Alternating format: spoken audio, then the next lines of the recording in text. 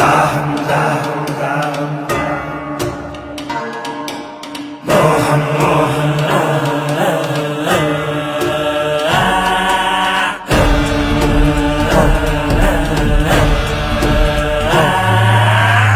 దాహం దాహం అధికార దాహం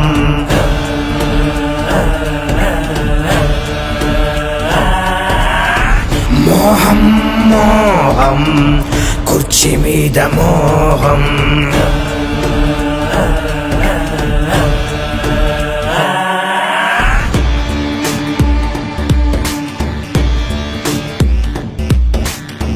మరిచింది రక్త సంబంధం ఆరింది పులివెందుల దీపం పెరిగింది కోదం ఇది జగన్నాథ వ్యూహం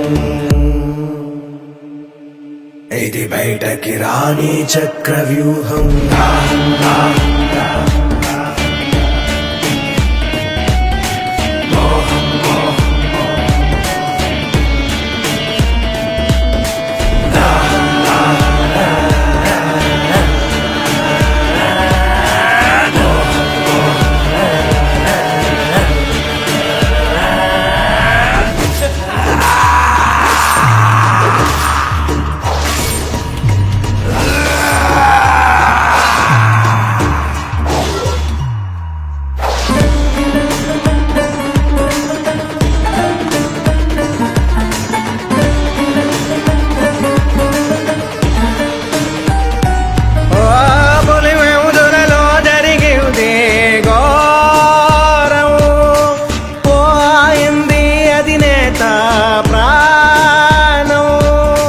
రగిలే సెగల దాటాడు తీరం జగనే రణమై చేశాడు నేరం జరిగింది జగన్మోహన పట్టాభిషేకం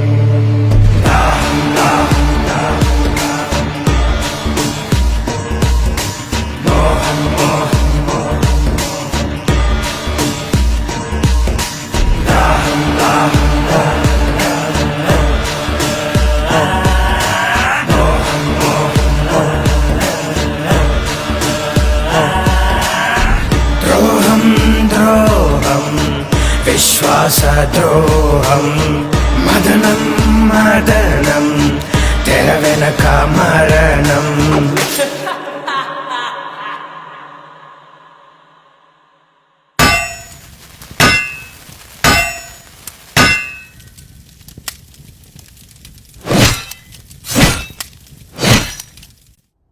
అనాదిగా వస్తున్న ఆచారం మనిషికి మనిషికి మధ్య ఉన్న సంబంధం ఆది మానవుడి కాలంలో ఆకలి కోసం కడుపు నిండాక స్థలం కోసం బతకడం తెలిసాక ఎదగడం కోసం పేర్లు మారుతున్నా వాటిని పొందడానికి జరుగుతున్న సాంప్రదాయం పేరు మాత్రం యుద్ధం. ఓసారి రాయలసీమ ప్రాంతంలో జనం దైవ సమానంగా కొలిచే ఓ రాజు.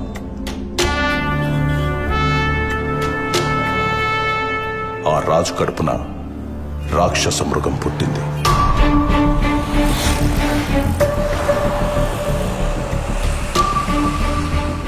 అది అధికార కాంక్షతో రగిలిపోతూ మంచి చెడు మర్చిపోయి తన మన భేదం లేకుండా మారణ హోమాన్ని తలపించే భీకర యుద్ధాన్ని సృష్టించి ఎదగడం ప్రారంభించింది. ఈ కథ మీకు అర్థం కావాలంటే ముందు మీకు పాత్రధారుల గురించి తెలియాలి. ఇది మన కథానాయకుడి వంశవృక్షం. ఎడుగూరి సందింటి ఫ్యామిలీ ట్రీ అంటే YS family tree. YS Venkatreddy అనే పెద్ద మనిషికి 2 భార్యలు. మొదటి భార్య లక్ష్మమ్మ, రెండో భార్య మంగమ్మ. మొదటి భార్యకి ఒకే ఒక్క కుమారుడు, ఆయనే చిన్న కొండారెడ్డి. రెండో భార్య మంగమ్మకు 4 మగబిడ్డలు, 5 ఆడబిడ్డలు. ఈ 4 ఒక్కడు రాజారెడ్డి. ఆయన భార్య జయమ్మ. వాళ్ళకి 6 మంది మగబిడ్డలు, 5 మంది ఆడబిడ్డలు. అక్కడ మొదటి భార్య కొడుకు చిన్న కొండారెడ్డికి కూడా 6 మంది మగబిడ్డలు, 5 మంది ఆడబిడ్డలు. ఇప్పుడు మన కథకి సంబంధించినట్టు రాజారెడ్డి కొడుకుల్లో ఒకరు ఆంధ్రప్రదేశ్ గర్వం రాజశేఖర్ రెడ్డి, ఇంకొకరు ఆయన తమ్ముడు వైఎస్ వివేకానందరెడ్డి. అక్కడ చిన్న కొండారెడ్డి ఫ్యామిలీ నుంచి మన కథకి సంబంధించినట్టు ఆయన మగబిడ్డల్లో వైఎస్ భాస్కర్ రెడ్డి మరియు ఆడబిడ్డల్లో వైఎస్ సుగుణ. వీళ్ళిద్దరూ ఇంకో ఫ్యామిలీ నుంచి కుండమార్పిడి పెళ్లిళ్లు చేసుకున్నారు. వైఎస్ భాస్కర్ రెడ్డి లక్ష్మమ్మకు పుట్టిన మగబిడ్డ వైఎస్ అవినాష్ రెడ్డి. అక్కడ వైఎస్ సుగుణ గంగిరెడ్డికి పుట్టిన ఆడబిడ్డ వైఎస్ భారతిరెడ్డి.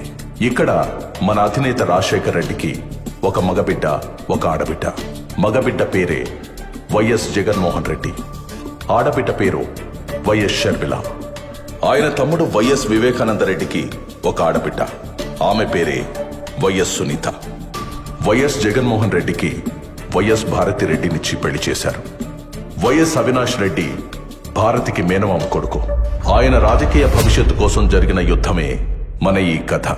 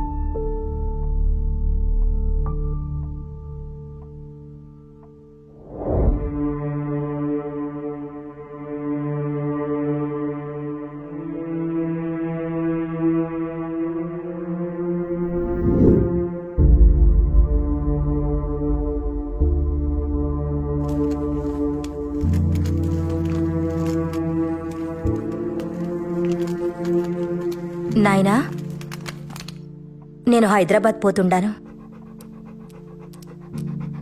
ఇంకో 2 దినాలు ఉండిపోవచ్చుగా తల్లి. నాకు కూడా ఉండాలని ఉండాది నాయనా, కానీ హాస్పిటల్ నుండి కాల్స్ వస్తుండాయి. పిల్లలు కూడా నా కోసం ఎదురు చూస్తుండారు. సరే తల్లి, హాస్పిటల్ అంటుండా, దాని మీద ఎంతో మంది ప్రాణాలు ఆధారపడి ఉన్నాయి. ఎవరి ఆలస్యం వల్ల వాళ్లకు అన్యాయం జరగకూడదు. పోయిరా తల్లి. ఎక్కువ ఆలోచించి మీ ఆరోగ్యం పాడు చేసుకోకండి. టైంకి మందులు తినండి నాయనా. సరే అయితే పోయొస్తాను నాయనా. ఆశీర్వదించండి. మంచిది, క్షేమంగా పోయిరా తల్లి.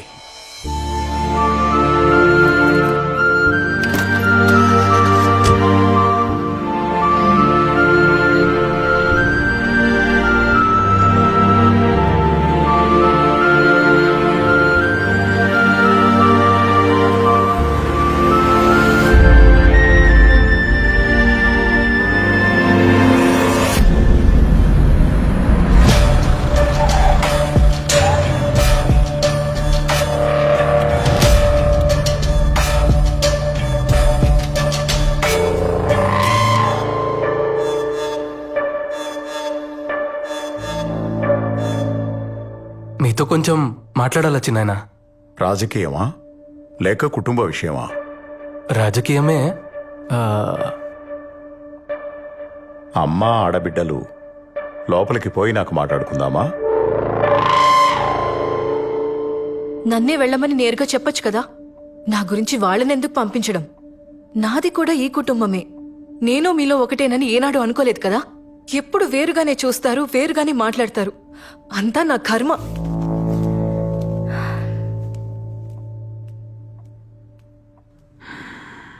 మేము కొత్త పార్టీ పెడతాండాం నాయన పేరు మీద. మీరు కూడా మాతోనే ఉంటారనుకుంటున్నాను. ఎవరెవరున్నారు మీ పార్టీలో? అంతా మనకు తెలిసిన వాళ్లే. గుంటూరులో దినేష్, నెల్లూరులో నరేష్, ఇంకా కడపలో మన అవినాష్.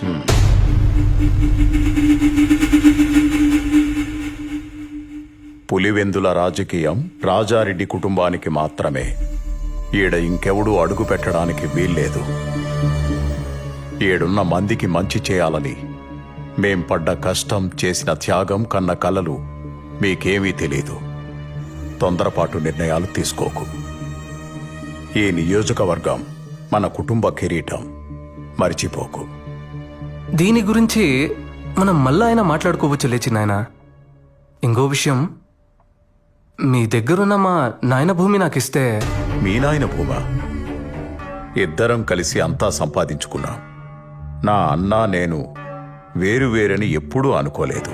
అన్న భూమి కొంత నా పేరు మీద ఉన్నట్టే నా దుడ్డు కూడా చాలా వరకు ఆయన దగ్గర ఉండిపోయి ఉండాది.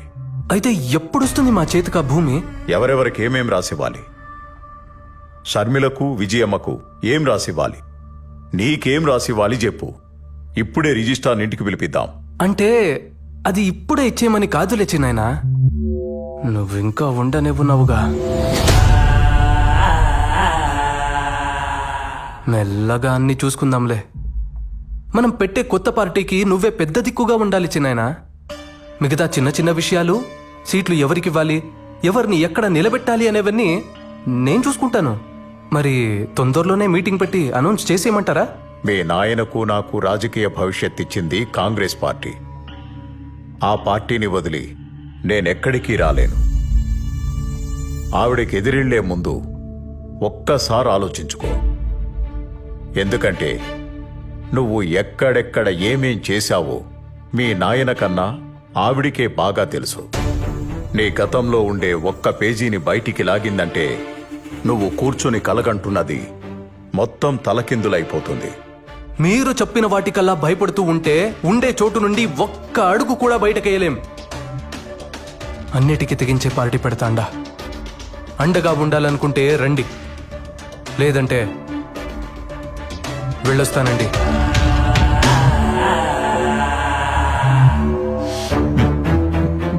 ఎందుకు వివేక వెనక్కి తగ్గుతుండావు? పార్టీ పెద్దగా నిన్నే ఉండమని అడుగుతా ఉండాడు కదా. నీకేమన్నా తక్కువ అయి ఉంటే చెప్పు. ఆడి కోపం తెప్పించి నువ్వేమో ఇట్ట నవ్వుతా ఉండావు. అసలు నీ ఉద్దేశం ఏంటి? ఈరోజు నీ కొడుకు కోసం ఇంత గట్టిగా అడుగుతుండావే వదినమ్మా. వాడు నా మీద చెయ్యెత్తిన రోజు మాత్రం ఒక్క మాట కూడా మాట్లాడలేదే. నేను పార్టీకి పెద్ద దిక్కంట. సీట్లు ఎవరికివ్వాలో, ఎక్కడ ఎవరిని నిలబెట్టాలో వాడే నిర్ణయిస్తాడంట. వాడు ఈడికొచ్చింది నన్ను పార్టీలోకి పిలవడానికి కాదు. నేను పార్టీ పెట్టుకుంటున్నా, వచ్చి చేరితే చేరమని చెప్పడానికి మాత్రమే. నా దారి వాడి దారి వేర్వేర్లే.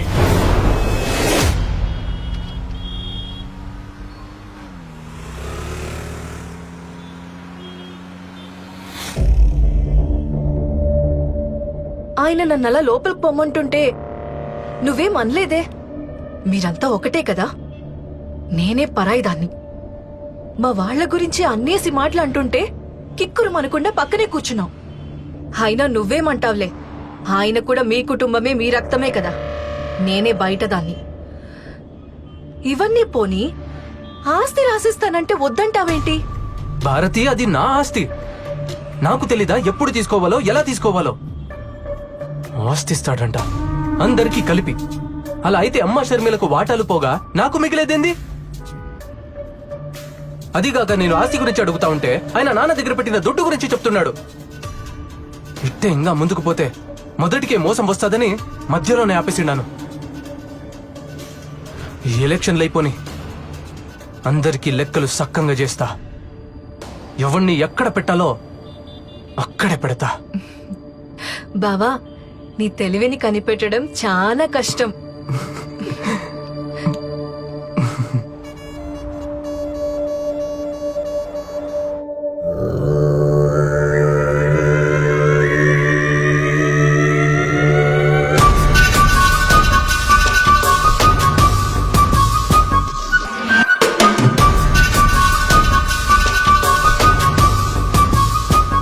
చూడు మామా, మా ఆయన ఆస్తి ఇవ్వమని అడిగితే నానా మాటలన్నీ అని పంపించాడు వీళ్ళ చిన్నాన్న. మావయ్య పోయాక మా ఆయన ఒంటరివాడైపోయిండాడు. మేమందరం ఉండగా మీ ఆయన ఒంటరివాడు ఎలా అవుతాడు? నువ్వేమీ భయపడకు. జగన్ కండగా మేమున్నాం. ఏది ఏమైనా సరే జగనే సీఎం.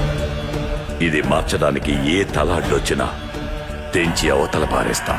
నీ ఆస్తి ఆడికి పోదన్నా. ఆ ముసలోడి బేనామిలకు చావు భయం చూపెడితే చాలు, పరుగెత్తుకుంటూ నీ పక్కకొచ్చి చేరతారు. వద్దన్నా వాళ్లంతట వాళ్లే వచ్చి నీ ఆస్తి నీకిచ్చిపోతారు. వివేక పవర్లో ఉండగా నువ్వు చెప్పిన ఏ ప్లాను వర్కౌట్ కాదు. కొట్టినా కోసినా వివేకాన్ని కాదనే దమ్ము ఆ బినామీలకు రాదు. ముందు మీరు పొలిటికల్ గా బలపడితేనే ఏమైనా చేయగలరు. ఆయన మనం పెట్టే కొత్త పార్టీలోకి రమ్మంటే రానన్నాడు. అసలు మనం పార్టీ పెట్టడమే ఆయనకి ఇష్టం లేదు. పైగా మనం పార్టీ పెడుతుండే వస్తే వస్తాడు, లేకపోతే ఆయనకు నేనే అపోనెంట్ గా నిలబడతాను. అప్పుడు ఆయన ఏం చేస్తాడో నేను చూస్తాను.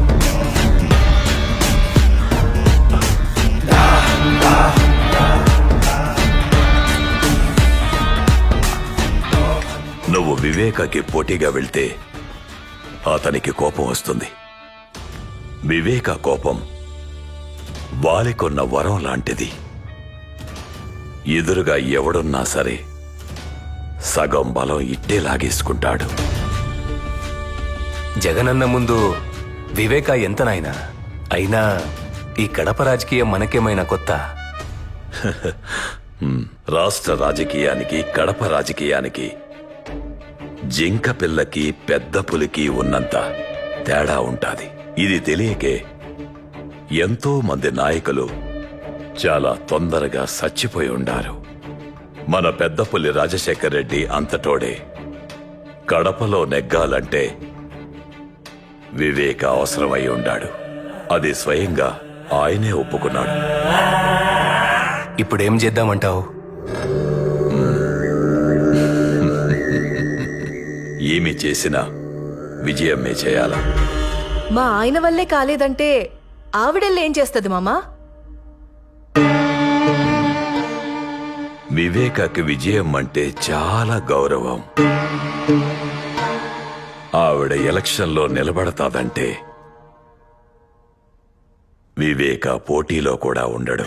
దాహం దాహం అధికార దాహం. నియంతలా మారాలని ఒకడి రాజకీయ స్వార్థానికి సాయంగా దాన్ని మరింత బలంగా మార్చే దిశగా కొన్ని శక్తులు పనిచేయసాగాయి.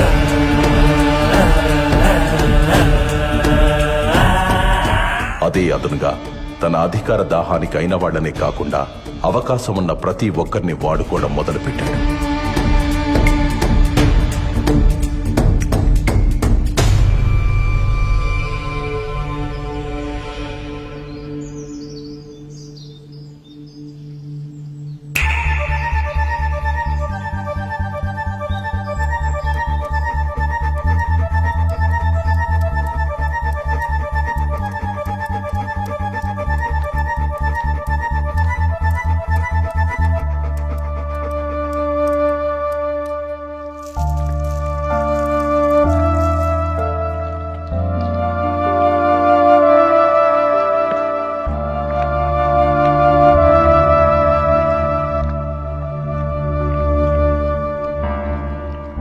ఏంటి వదినమ్మా, ఇలా సడన్ గా వచ్చారు?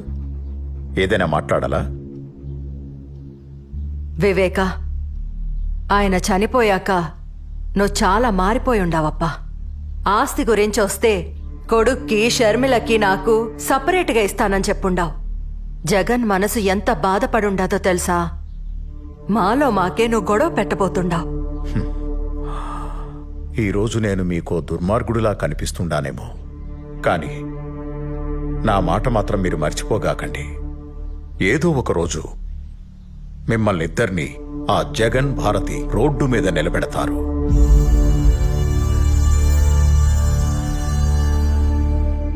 అప్పుడు తెలుస్తుంది మీకు ఈ వివేక మాట విలువ. అలాంటి పరిస్థితి మాకెందుకు వస్తుంది చిన్నాయనా? లేనిపోని భయాలు ఎందుకు పెడుతున్నారు మాకు? పార్టీలోకి రా చిన్నాయనా. నువ్వు గాని పార్టీలోకి రాకుంటే మేమే నీకు ఎదురు నిలబడాల్సి వస్తుంది. అంటే నాకు పోటీగా నిలబడతారా మీరు? ఇది చెప్పిరమ్మని పంపినాడా జగన్ మిమ్మల్ని? నన్ను మీ అన్నలాగే చూసుకుంటానని చెప్పుండావు. అందులో ఏమాత్రం నిజం ఉన్నా నా కొడుకుని గెలిపిస్తానని నాకు మాట ఇవ్వు వివేక. అయ్యా, మేడం ఫోన్ చేశారు.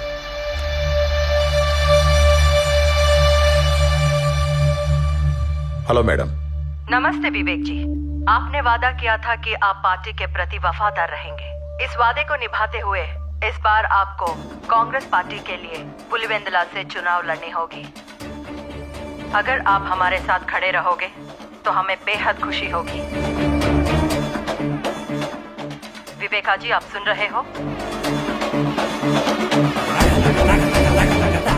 विवेका जी,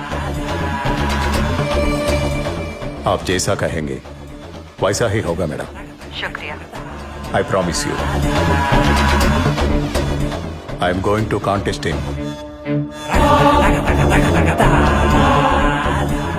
Pulivendula constituency. Okay madam, thank you.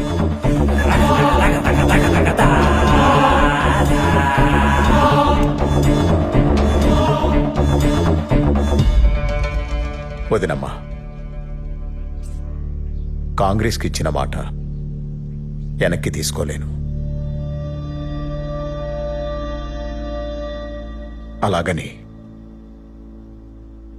చనిపోయిన మా అన్న కుటుంబానికి అన్యాయం చేయలేను. నా ఇంటి గడప తొక్కి కన్నీటితో అడిగిన మీ మాటను కాదనలేను.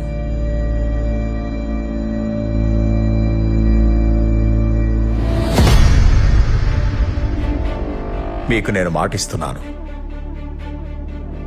ఈసారి ఎలక్షన్లలో మీకు పోటీగా నేనే నిలబడతాను.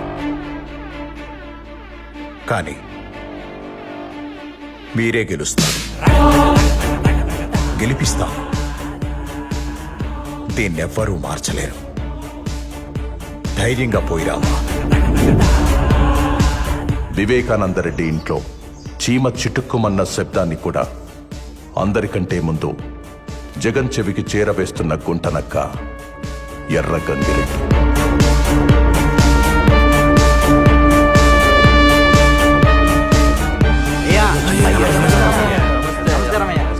అయ్యా, మీరట కాలు మీద కాలేసుకొని కూర్చోండి. ఈసారి కూడా గెలుపు మనదే. అయ్యా, ఈసారి ఒక్క ఓటు కూడా అటు ఇటు పోదు, గెలుపు మనదే. అందరికీ నమస్కారం. ఈసారి నేను పోటీలో మాత్రమే ఉంటాను, కానీ విజయం మే ఎలక్షన్లో గెలవాలి. అయ్యా, అయ్యా, ఏం మాట్లాడుతున్నారు? మాట్లాడుతున్నారు? మధ్యలో ఇంకెవరూ మాట్లాడకండి. వదినకు నేను మాటిచ్చాను. ఎవరూ భయపడకండి. మీకు కూడా మాటిస్తున్నాను. నాకు అధికారం ఉన్నా లేకున్నా నేనెప్పుడూ మీతోనే ఉంటాను. పోయిరండి. పులివెందుల బై ఎలక్షన్ లో కాంగ్రెస్ అభ్యర్థి వైఎస్ వివేకానందరెడ్డిపై వైఎస్ఆర్పీ అభ్యర్థి విజయమ్మ భారీ మెజార్టీతో గెలుపొందారు. ఈ విజయంతో ఆంధ్రప్రదేశ్ లో మరొక ప్రాంతీయ పార్టీ సంచలనం సృష్టించింది.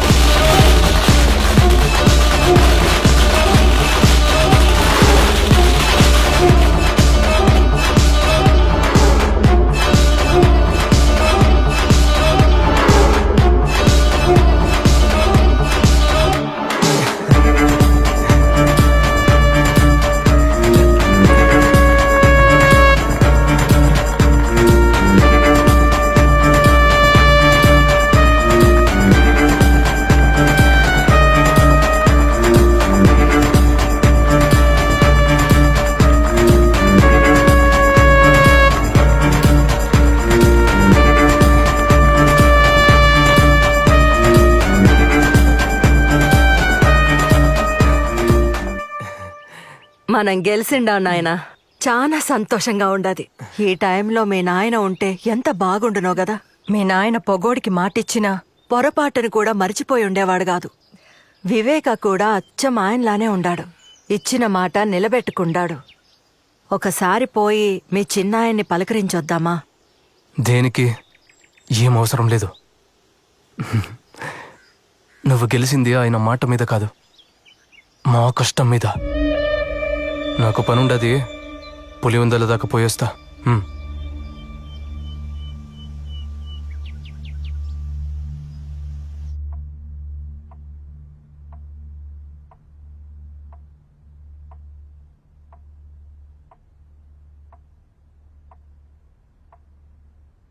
అన్నా, మనం ఇప్పుడు పవర్లో ఉండాం కదన్నా. ఆ వివేక ఒంట్రోడయిండు. ఇప్పుడు వాళ్ళ పేనామిల్ని పిలిపించి ఆస్తి గురించి అడుగుదామా? వివేకాన్ని తక్కువ అంచనా వేస్తుండారు. మిమ్మల్ని గెలిపించాడు అంటే వాడు ఓడిపోయినట్టు కాదు. నాకు తెలిసినట్టు ఎమ్మెల్సీ ఎన్నికల్లో పోటీ చేస్తుండాడు. ఎమ్మెల్సీ ఎన్నికలు ఉంటాయని కూడా తెలియకుండానే రాజకీయాలకు వచ్చేసుండారా మీరిద్దరు? ఉప ఎన్నికల్లో ఓడిపోయి డిపాజిట్ ను కాపాడుకున్న వైఎస్ వివేకానందరెడ్డిని వ్యవసాయ శాఖ మంత్రిని చేసిన ప్రభుత్వం గతంలో ఎమ్మెల్సీగా పనిచేసి పదవీ కాలం ముగియడంతో రాజీనామా చేసిన వైఎస్ వివేకానందరెడ్డిని ప్రభుత్వం మళ్లీ ఎమ్మెల్సీని చేసి వ్యవసాయ శాఖ మంత్రిని చేసింది.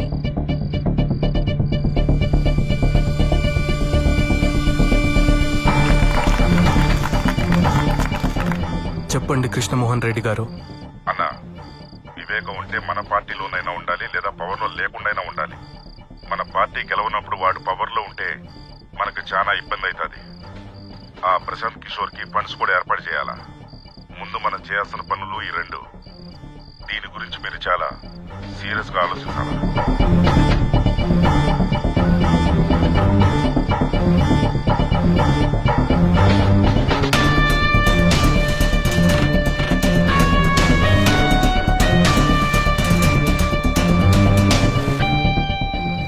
2014 ఎలక్షన్ తర్వాత ఆంధ్రప్రదేశ్ రాష్ట్రంలో కాంగ్రెస్ కనపడకుండా పోయింది. అప్పుడు మనోడు మళ్లీ ఆట మొదలు పెట్టాడు.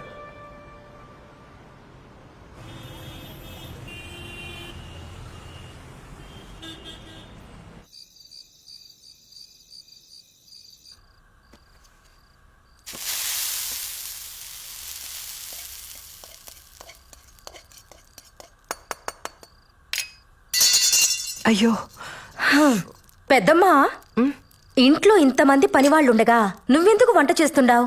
ఇవిక్కడే వదిలే, నేను చేసి పెడతా, నువ్వు వెళ్ళు. దీంట్లో ఏముండదులే బిడ్డ, నాకు కూడా అప్పుడప్పుడు వంట చేయాలనిపిస్తా ఉంటది. కానీ ఇంట్లో వంట చేయడానికి నాకు నో పర్మిషన్.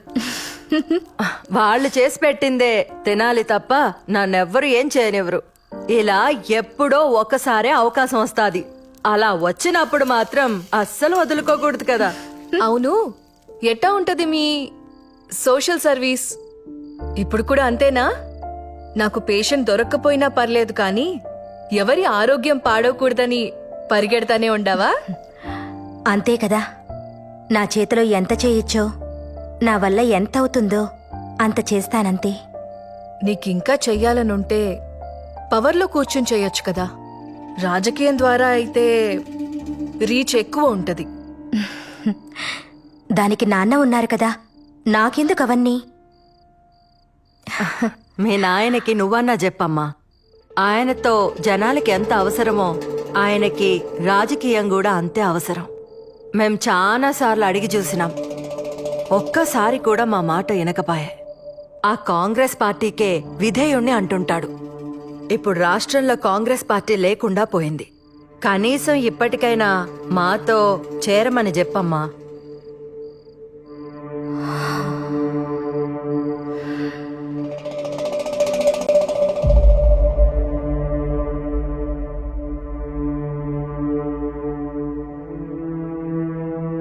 నాకు మరొక దారి లేదంటుండావా వదినా?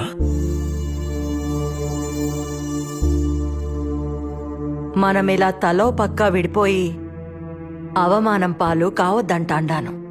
ఆలోచించు వివేక, అందరం కలిసుంటేనే కదా కుటుంబానికి గౌరవం, బలం ఉంటుంది కదా. నువ్వొక్కడివే ఇలా ఏం చేస్తావు చిన్నాయనా? నువ్వు పార్టీలో ఉంటే నీ పక్కన బలం ఉంటాది. ఎప్పుడూ నాకు ఒంటరిగా పోరాడడం అలవాటై ఉండాది. నన్ను నమ్ముకున్న వాళ్ళకి కాస్త సాయంగా ఉంటే అదే చాలు.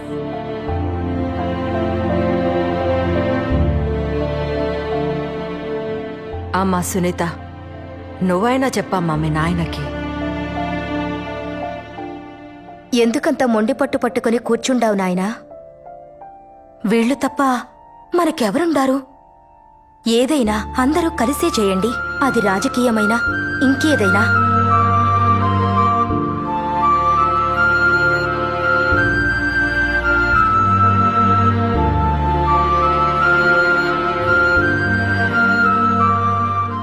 సరే వినండి, మీరన్నట్టే కానియండి.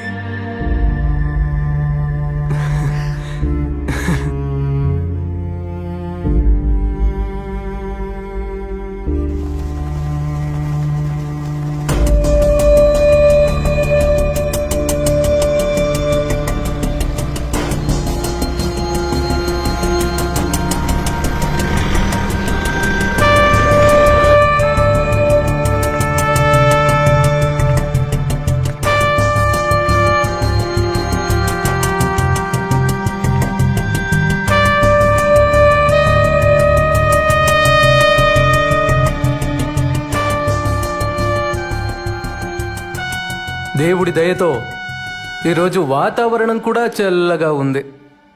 చక్కటి చిరునవ్వులతో ఆప్యాయతను చూపిస్తూ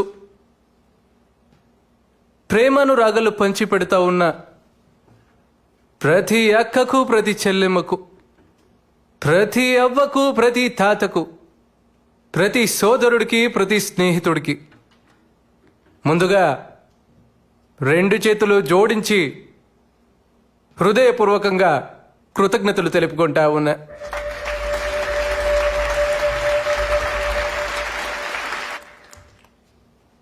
తెలుగు వారి గుండెల్లో, తెలుగు రైతుల గుండెల్లో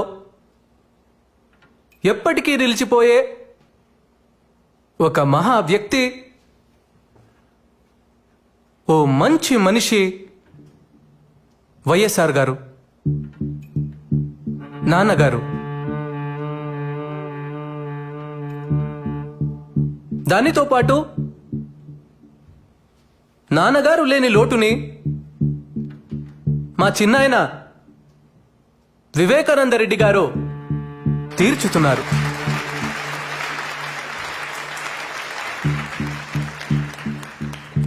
ఆయన మన పార్టీలో చేరడం వల్ల మనకు 1000 ఏనుగుల బలం వచ్చింది. ప్రజల ఆశీస్సులు, రైతన్నల ఆశీస్సులు, అక్క చెల్లెమ్మల ఆశీస్సులు ఎల్లప్పుడూ మన పార్టీకి ఉండాలంటే చిన్నాయన వివేకానంద రెడ్డి గారి ఆశీర్వాదం మనకు చాలా అవసరం.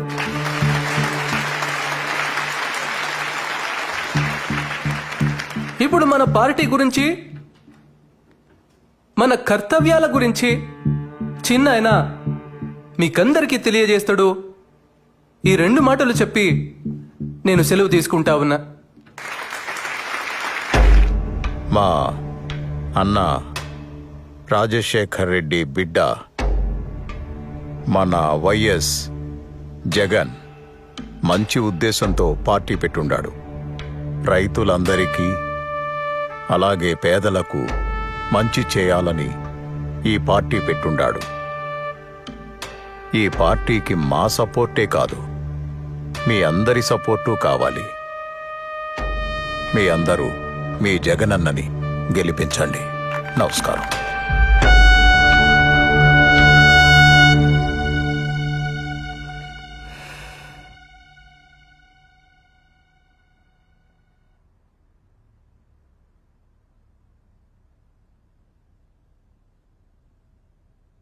ఎమ్మెల్సీ ఎన్నికల్లో శివశంకర్ రెడ్డి నిలబెడదాం బావా. ఆయన మనకి ఎంతో సహాయం చేశారు కదా. బాబాయ్ నిలబెడుతున్నాడు కదా. ఆయన కోసం మనకు సాయం చేసిన వారిని మర్చిపోతామా? ఆయన మనకు విలువివ్వనప్పుడు వీళ్లే కదండి మన పక్కన నిలబడ్డారు. భారతి నీకు అసలు సరే వదిలే భారతి. ఇప్పుడు అన్న ఎలా చెప్పితే అలా చేద్దామంతే. ఏదో సీటుకి ఆశపడి మిమ్మల్ని అడిగాం. దీనివల్ల అన్నకు బాధ అయితే మనకి సీట్ వద్దు. బాబాయ్ని ఇప్పుడు వద్దంటే అపోజిషన్కి వెళ్ళిపోతాడు. తర్వాత మన పక్కలో బల్లెమై కూర్చుంటాడు. ఇప్పుడే మన పరిస్థితి ఇలా ఉంటే ఇంకా ఆయన పవర్లో ఉంటే మన పరిస్థితి ఏందో ఆలోచించినారా? అయితే ఇప్పుడు ఏం చేద్దామంటావు? ఇంతకు ముందు వివేక వేసిన ప్లాన్ ఈసారి మనం వేద్దాం. ఆయన్ని ఎమ్మెల్సీగా నిలబెడదాం.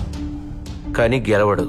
పవర్లో లేని వివేక కాన్ఫిడెన్స్ తగ్గిపోయి కామ్గా ఉంటాడు. తరువాత ఎలక్షన్స్లో మనం చేయాల్సింది చేద్దాం.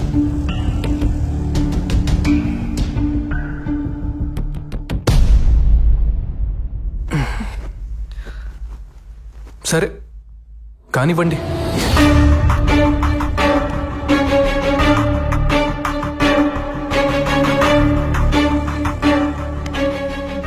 ఇలా ఈ ముగ్గురు కలిసి ఎమ్మెల్సీ ఎన్నికల్లో వివేకాన్ని ఓడించడానికి ఉన్న అన్ని ప్రయత్నాలు చేస్తూ సకల విధాలా కష్టపడి సమిష్టి కృషి చేశారు.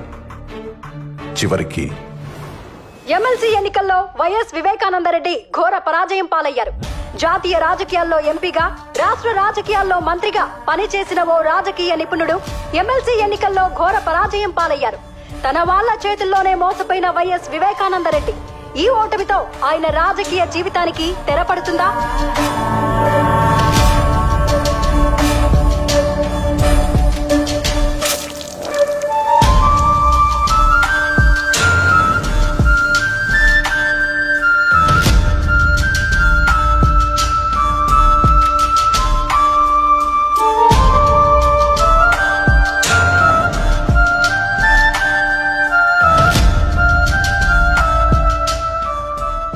దశాబ్దాల రాజకీయ జీవితంలో వివేకాకు ఈ ఓటమి అతిపెద్ద అవమానమైంది. దీని గురించి చాలా ఆలోచించారు.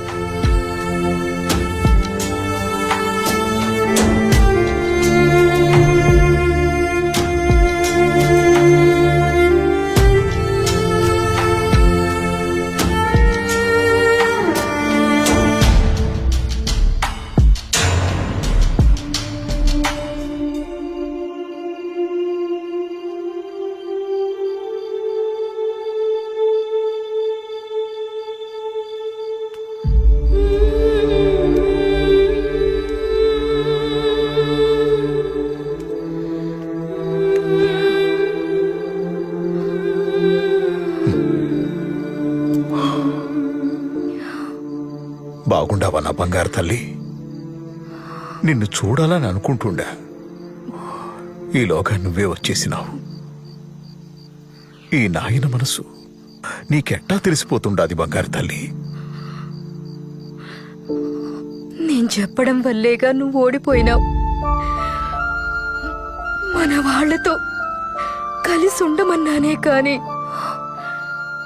ఓడిపోమని కాదు నాయనా.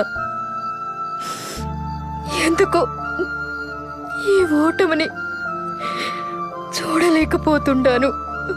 అయ్యో పిచ్చి నా తల్లి, రాజకీయాల్లో ఓడిపోవడం గెలవడం సహజమే. ఇప్పుడు ఓడిపోయాను, ఇంకోసారి మళ్ళీ గెలుస్తాను. జనాల్లోకి పోయి తిరుగుతాను, ఎక్కడ తప్పు జరిగిందో తెలుసుకుంటాను. నీకోసం వచ్చే ఎన్నికల్లో తప్పకుండా గెలుస్తాను.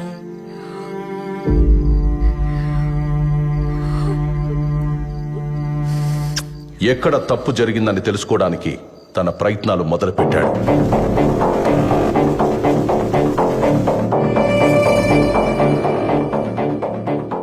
తన ఇన్నేళ్ల రాజకీయ అనుభవంతో వివేక తన ఓటమికి కారణాలు కనుక్కున్నాడు.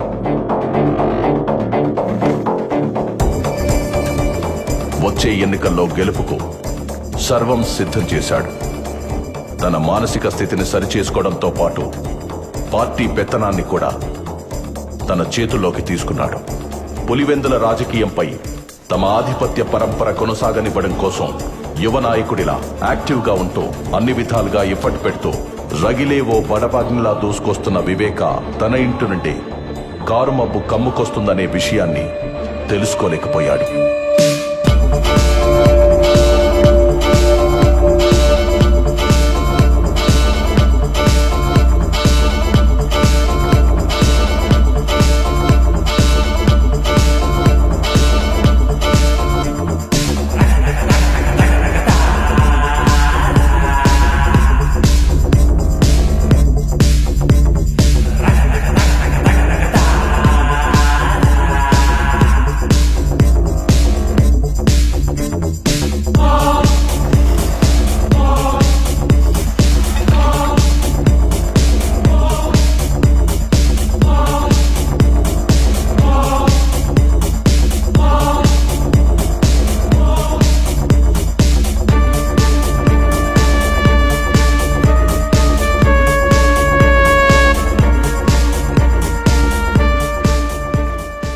రోజులు గడుస్తున్న కొద్దీ పార్టీలో వివేకా చరిష్మా పెరిగి అది తన రాజకీయ భవిష్యత్తుపై ప్రభావం చూపుతుందనే భయం మొదలైంది.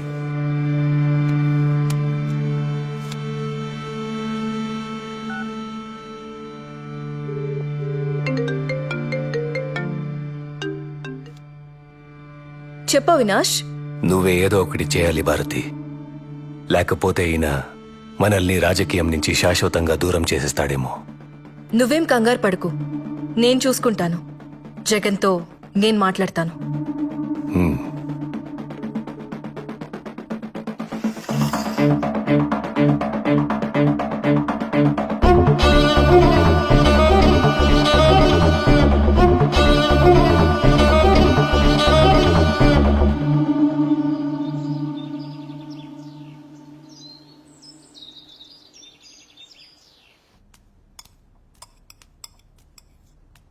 మీతో కొంచెం మాట్లాడాలి చిన్నమామ. రాజకీయమా లేక కుటుంబ విషయమా? ఈ కుటుంబానికి రెండు ఒకటే గదా. ఎందుకు చిన్నమామ నేనంటే అంత కోపం మీకు? నేనేం పాపం చేశాను? ఒక్కసారైనా నన్ను ఈ కుటుంబంలో మనిషిగా చూసారా? షర్మిలమ్మ, నేను, సునీత కలిసే పెరిగాం కదా. షర్మిలమ్మను హైలైట్ చేసి మెచ్చుకున్నట్లు, గౌరవించినట్టు ఎప్పుడైనా నా గురించి ఒక్క మంచి మాట అన్నారా? షర్మిలమ్మను ఎవ్వరూ ఊరికే హైలైట్ చేయడం లేదమ్మా. మీ ఆయన వెళ్లి జైల్లో కూర్చుంటే షర్మిలమ్మ ఆడబిడ్డైనా వెళ్లి పాదయాత్ర చేసింది. ఎండకు వానకు జనాల్లో కలిసి తిరిగింది.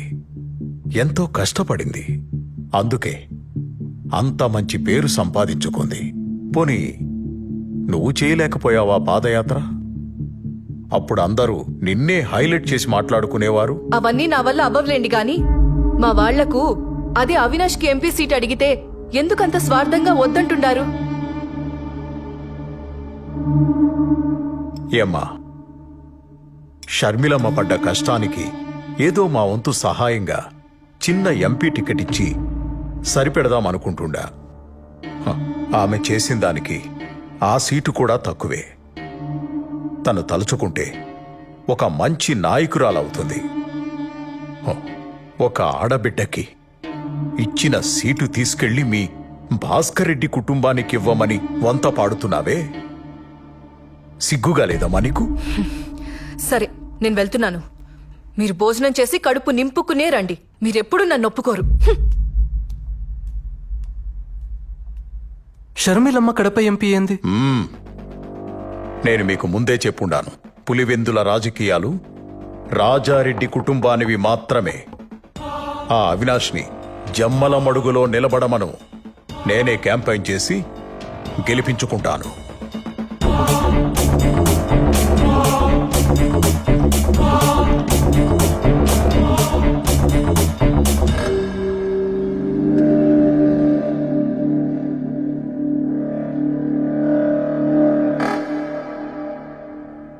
ఏమంటున్నాడు? మా వాడికి సీట్ ఇవ్వడు, అంతే కదా? వదిలే భారతి, మేం మీతో ఉండేది సీటు కోసం కాదు, జగనన్న మీదున్న ప్రేమతో. అన్నా, నీకు కష్టం వచ్చినప్పుడు మా చేతనైంది చేసినాం. నువ్వు నాకు సీట్ ఇచ్చినా లేకపోయినా మేమెప్పుడూ నీ పక్కనే ఉంటాం. మీ మంచితనం జగన్కి ఇంకా అర్థం కావడం లేదులే బావా. వాళ్ళ బాబాయ్ చేతిలో కీలు బొమ్మలా ఆడుతాండాడు. జగన్ బాగు కోసం మనం ఆలోచిస్తా ఉంటే ఈయనేమో వీళ్ళ బాబాయ్కి సపోర్ట్ చేస్తా ఉండాడు. ఆవిడ పాదయాత్ర చేసిందంట. ఆవిడ మీదే మన రాజకీయ భవిష్యత్తు ఆధారపడి ఉండాదంట. కాసేపు నువ్వు గమ్మునుంటావా? ఏం చేయాలో ఏం చేయకూడదో నాకు తెలుసు. ఈడ ఎవరు పాదయాత్ర చేసినా జనం వచ్చింది మాత్రం నా ముఖం చూసి. ఊరుకుంటే ఏదో మాట్లాడతావు.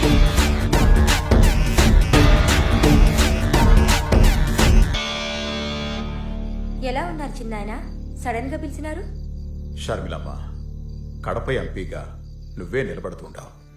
చిన్నాయన, అన్న చెప్పారు కదా ఆ సీటుని అవినాష్కి ఇస్తున్నారని. మరి నీ సంగతి ఏంటి తల్లి? నాదేముంది, మనది పార్టీ, మనది జెండా. అయినా అన్న ఇప్పుడు నాకేం తక్కువ చేస్తున్నాడు? అది కాదు తల్లి, పార్టీ మనదనుకోవడం వేరు, పార్టీ పవర్లో మనం ఉండడం వేరు తల్లి. నాకేం తెలుసు చిన్నాయన ఈ రాజకీయాలన్నీ. నీకేమీ తెలియకుండానే పాదయాత్ర చేసినావా? జైల్లో ఉన్న మీ అన్నని జనాలు నమ్మేటట్టు చేసినావా? వాడి మీద పడ్డ మచ్చని చెడ్డ పేరుని పోయేలా చేసినావా? అసలు పార్టీకి ఇన్ని సీట్లు రావడానికి, ఇంత నమ్మకం ఉండడానికి అది నీ పాదయాత్ర ఫలితం తల్లి. నా అన్న రాజశేఖర్ రెడ్డి బిడ్డగా జనం వాడిని చూడడం. పాదయాత్ర ఎవరు చేసినా జనం వచ్చింది మాత్రం వాడి మొహం చూసానుకుంటున్నాడు. ఎప్పటికైనా వాడికి సరిపోటి నువ్వే తల్లి. నీకు రాజకీయం తెలియకే, అది నీ రక్తంలోనే ఉండాలి.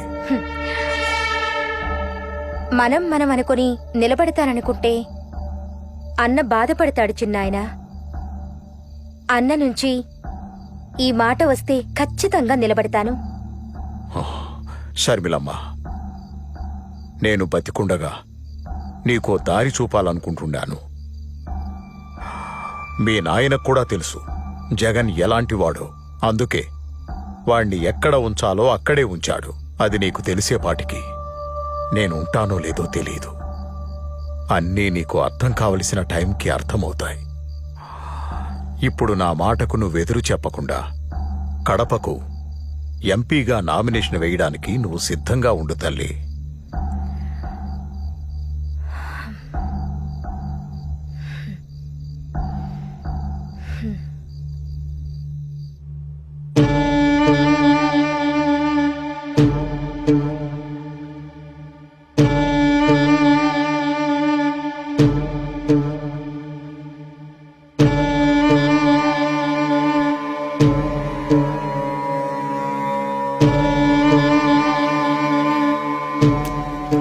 ఈసారి ఎలాగైనా మనం గెలవాలి జగన్ గారు. ఏదో ఒకటి చేయండి. మన కోడి కత్తి ప్లాన్ కూడా వర్కౌట్ అవ్వలేదు. ఈసారి ఏదైనా చేస్తే కొంచెం ఎమోషన్గా ట్రై చేయాలి. ఏం చేద్దాం మరి, మీరే చెప్పండి. దాన్ని మీరు మాట్లాడుకోండి. మిగతాది గ్రౌండ్ రిపోర్ట్ వచ్చినాక మనం మళ్ళీ కలుద్దాం. Some emotional things has to happen. చూడండి, ఇది మాత్రము గట్టిగా గుర్తుపెట్టుకోండి. వస్తాను.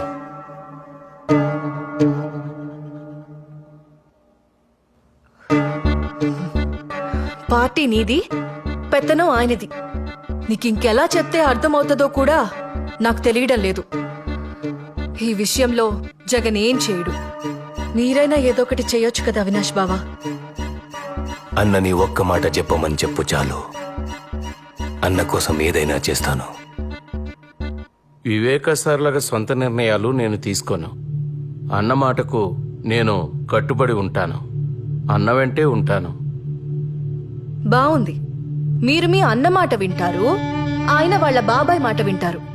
ఇదిలాగే ఉంటే ఏదో ఒక రోజు షర్మిలమ్మని సీఎం చేసేస్తాడు. అప్పుడు మనమందరం కలిసి అడుక్కు తిందాం. సరే, ఈ మాటలన్నీ ఎందుకో, ముందు ఏం చేయాలో అది చూడండి. పీకే చెప్పాడు కదా సింపతి వర్కౌట్ అవ్వాలని. అన్నా, ఇది చాలా కష్టమైన పనన్నా. నీకోసం ఎంత కష్టమైనా భరిస్తాను, కానీ అడ్డుంది పెద్ద నీడ. ఇంతకంటే పెద్ద నీడల్నే. చూడు, నీకు కావలసిన సపోర్ట్, ఇన్ఫ్లుయెన్స్ నేను చూసుకుంటాను. నువ్వేం చేయాలనుకున్నావో చేసేయి. సరే అన్నా, అయితే మనకున్న అడ్డుని శాశ్వతంగా తొలగించేస్తానన్నా. నీకు రాజకీయ భిక్ష పెట్టుండాను. ఆ కృతజ్ఞతను చూపెట్టే సమయం ఇది. నువ్వేం చేయాలనుకున్నావో చేయి. నేను సీఎం అవ్వాలి, అంతే.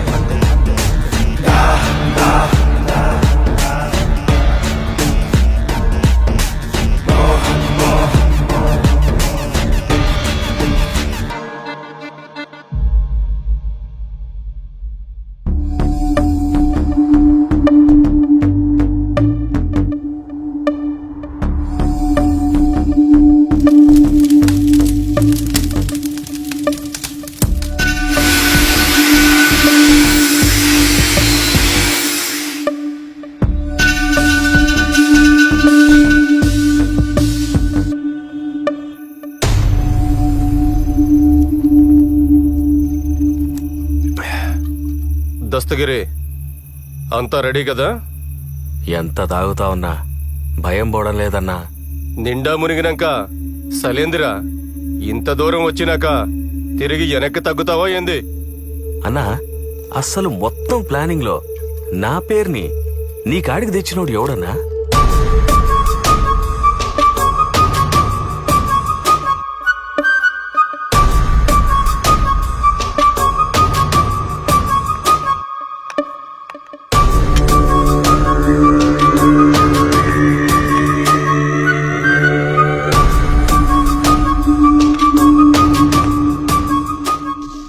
ఏంది నాయన ఇంత కూల్ గా ఉన్నావు?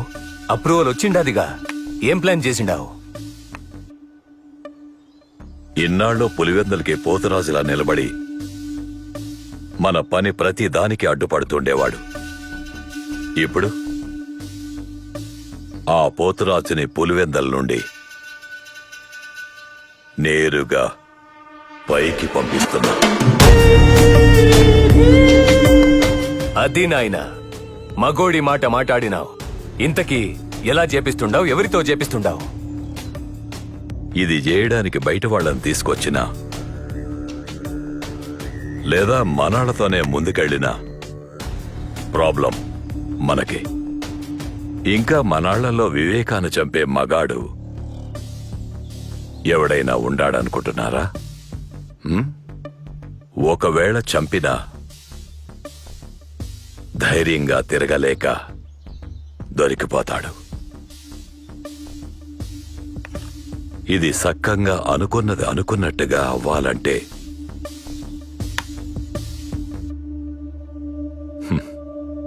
కొందరు వల్లే అయితాది. ఆ కొందరు ఎవరు నాయనా? ఒకటి, ఆయన గురించి అంతా తెలిసే ఉండాలా, ఆయన పక్కనే ఉండాలా, ఆయన మీద పగ పీకల దాకా ఉండాలా. అలాంటోడికి దుడ్డు అవసరం, దండిగా ఉండాలా. అలాంటోళ్ళు మనకి ఏడ దొరుకుతారో? ఏడా వెతకనవసరం లేదు, అందరూ మన చేతుల్లోనే ఉండారు. మొదటివాడు ఆయనతోనే తిరుగుతా మనకు సాయం చేసే ఎర్ర గంగిరెడ్డి. బెంగళూరు సెటిల్మెంట్లో వివేక గంగిరెడ్డి వాటాను కూడా వాళ్ళకే ఇచ్చేసి మంచి పేరు తెచ్చుకున్నాడు. ఈడేమో ఆయన మీద పగ పెంచుకున్నాడు. ఇక రెండోవాడు దస్తగిరి. వివేక వీడిని నానా మాటలని అందరి ముందు అవమానం చేసి బయటకు తోసేసి ఉండాడు. ఇప్పుడు వీడికి వివేక మీద కోపం ఉంది, దుడ్డు అవసరం ఉండాది. వీళ్లతో పాటు మన సునీల్ యాదవ్, ఉమాశంకర్ రెడ్డి, నేను కూడా ఉంటాను. దస్తగిరిని దారిలోకి తెచ్చి మిగిలినంత సునీల్ యాదవ్ చూసుకుంటాను. ప్రేమ చూపినారు, అయిన వాళ్ళే వెన్నుపోటు పొడిచినారు, కుట్ర పొందినారు, విషము చిందినారు, కలియుగా నాశకులై చేరినారు. నమ్మించి మోసం చేసే వాళ్ళ అస్త్రం ఇది, ఆ నలుగురి కుట్రం.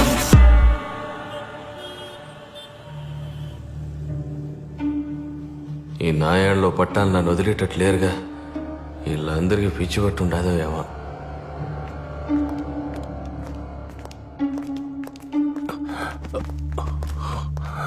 కూర్చోండి కూర్చోండి. నమస్తే సార్. మీరు అటు కూర్చోండి. ఏం దస్తగిరి, ఎన్నాళ్ళనిట్ట కారు నడుపుకుంటూ బతుకుతావు? లైఫ్లో ఎదిగే ఆలోచనలు ఏమైనా ఉండాయా? నాకేం వచ్చన్నా డ్రైవింగ్ తప్ప. నీ లైఫ్ సెట్ అయిపోయే పని చెప్తా, చేస్తావా? ఈ పనికి నువ్వేం భయపడాల్సిన అవసరం లేదు. మేమందరం నీ అనుకుంటాం. నీ మీద ఈగ కూడా వాలకుండా చూసుకుంటాం. వివేక తల మీద 45 crores ఉండాది. నీ వాటా 5 crores వస్తుంది. ఎక్కువగా ఆలోచించుకో. మాకు ఈ పని చేసి పెట్టినావంటే చాలు, నీ దశ తిరిగిపోతాదిరా.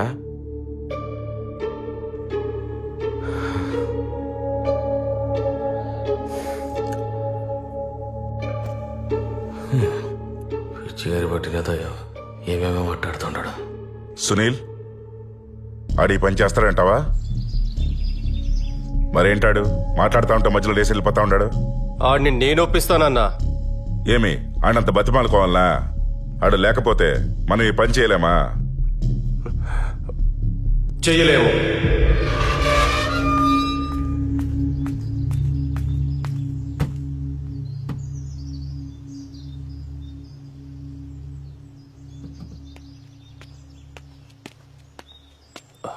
ఏం దస్తగిరి మాట్లాడుతుంటే అలా మధ్యలో వదిలేసి వచ్చేసుండవు?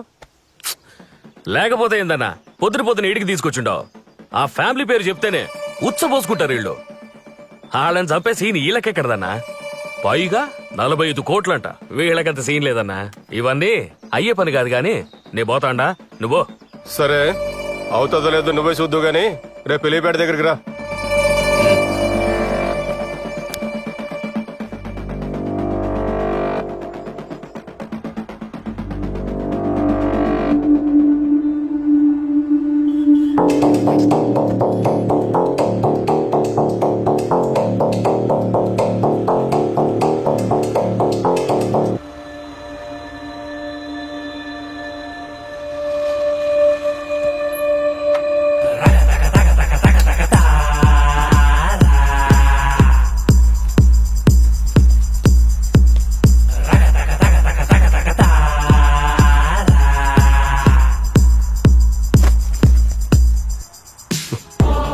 చూసుండవా ఇప్పుడే ₹1 చేతికొచ్చుండది. పని అయినాక మిగతాది కూడా వచ్చి చేరుతుంది.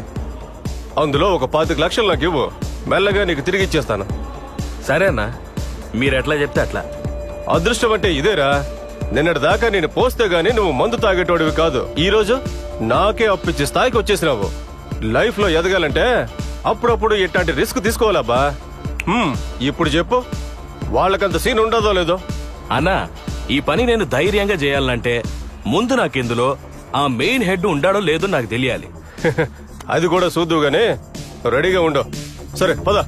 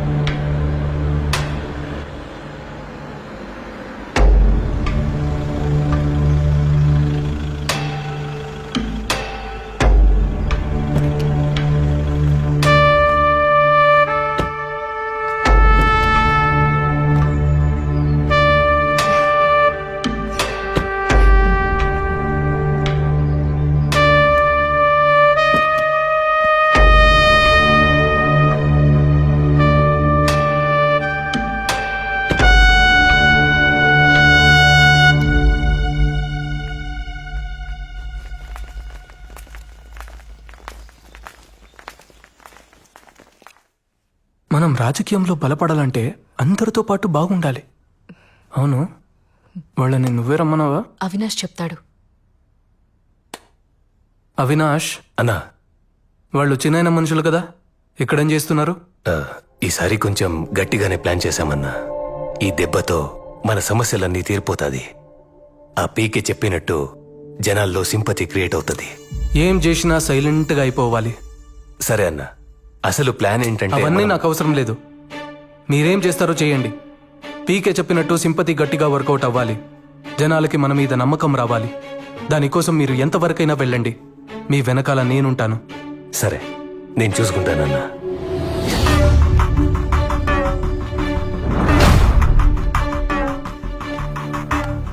ఏంటయ్యా దస్తగిరి, ఎప్పటికైనా నమ్ముతుంటావా? ఈ పని చేస్తావా? చేస్తానన్నా, నేనే చేస్తాను. అన్నా, నేను మిమ్మల్ని గట్టిగా నమ్ముతా ఉంటానన్నా. ఈ పని నేనే చేస్తానన్నా. అన్నా, వెళ్దామా అన్నా? ఆడ మనకడ్డు ఎవడు లేడు కదా. నైట్ వాచ్మెన్ లేడు, వాని భార్య లేదు. అన్నా, ఆ రంగయ్య గాడేమో ఉట్టి విరికోడు. ఆఖరికి వాడి కుక్క కూడా లేదు. కుక్క అంటే గుర్తొచ్చుండాది. దాన్ని ఎలా చంపేసినారన్నా?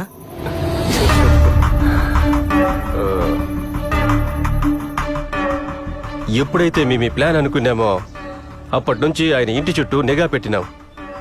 అప్పుడు మాకు అర్థమైంది ఏంటంటే ఆయన కోసం ప్యానం ఇచ్చే ఒక పవర్ఫుల్ కుక్క ఉందని.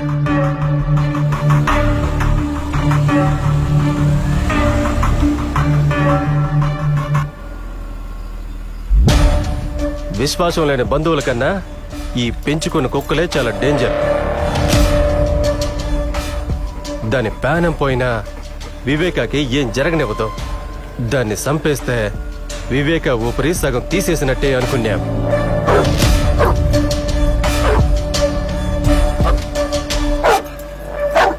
రాజు, ఏంట్రా, ఏమైంది నీకు?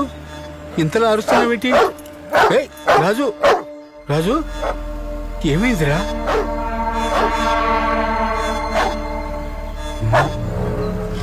వెళ్ళింది ఇంటి చుట్టూ ఎన్నిసార్లు తిరుగుతా అంటారు? వీళ్ళ వాకం చూస్తే ఇది తేడాగా ఉండదు.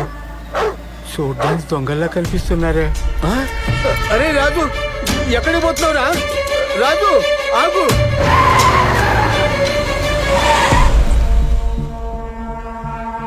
ఈ ఇంట్లో ఉన్న అంతమంది ఒక లెక్క అయితే ఈ కుక్కే ఒక లెక్కగా కనిపిస్తుండది. అవునన్నా, నువ్వు చెప్పే మాట నిజం.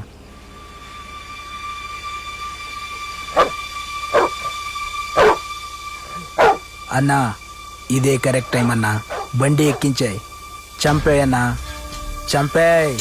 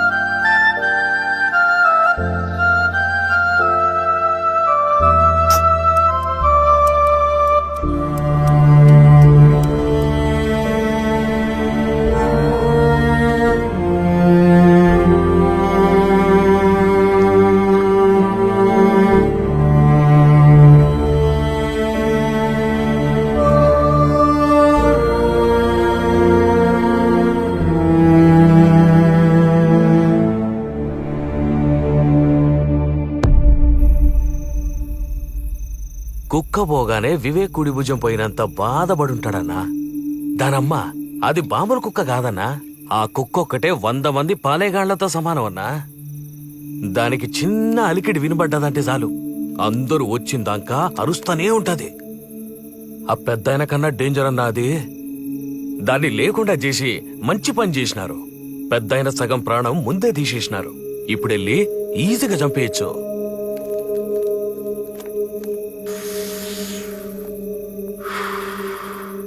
వేయడానికి గొడ్డలి మాత్రం మంచి తెచ్చుండవరా. ఏం మంచిదో పోన్నా. అది చేసేటప్పుడు శంకర్ రెడ్డి అన్న మాటలే గుర్తుకొస్తుంది.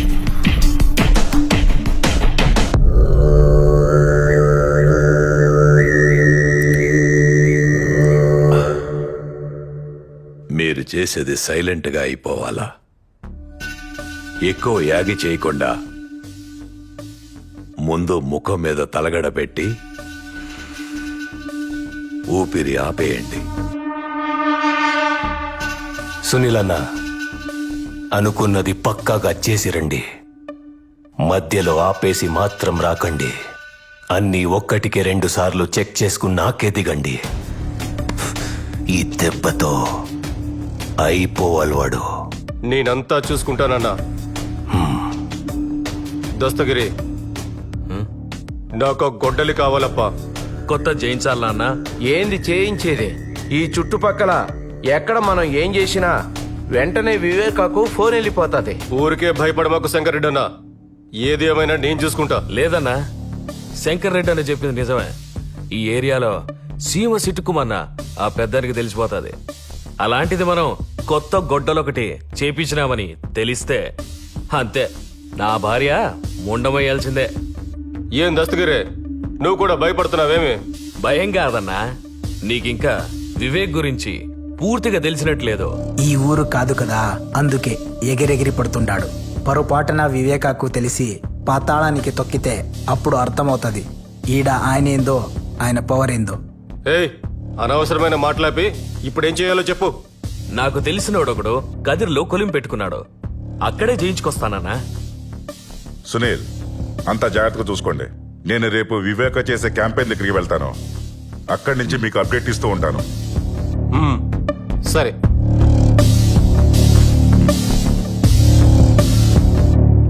Cheers.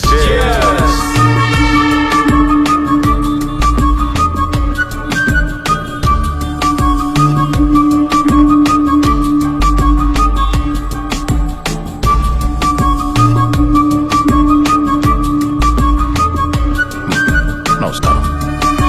నమస్కారం.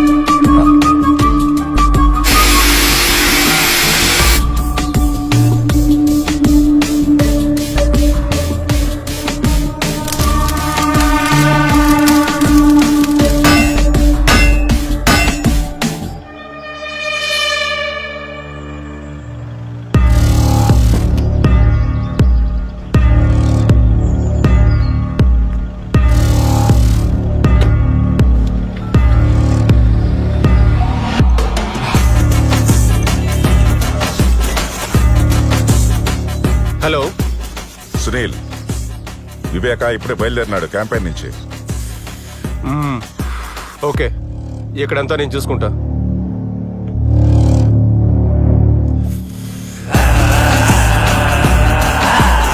నమ్మించి మోసం చేసే వాళ్ళ అస్త్రం ఇది ఆ నలుగురి కుట్రం. నమ్మించి మోసం చేసే వాళ్ళ అస్త్రం ఇది ఆ నలుగురి కుట్రం. వెంట నడిచినారు, ప్రేమ చూపినారు, అయిన వాళ్ళే వెన్నుపోటు పొడిచినారు. కుట్ర పొందినారు, విషము చిందినారు, కలియుగా నాశకునులై చేరినారు.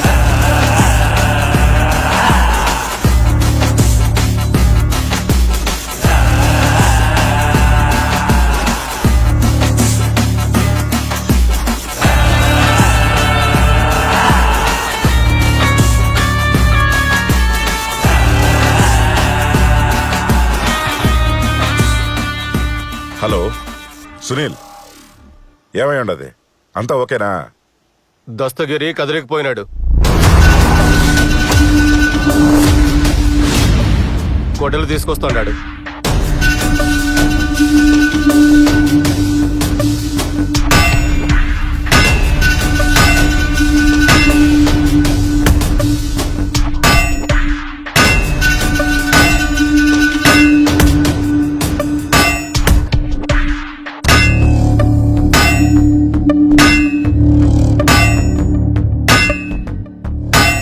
ఇప్పుడు ఎలాంటివేంది?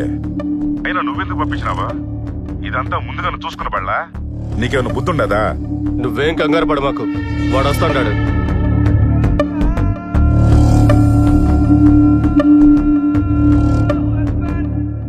నువ్వు వాడు అప్డేట్ ఇస్తే చాలు. అది కాదు సునీల్. ఛ!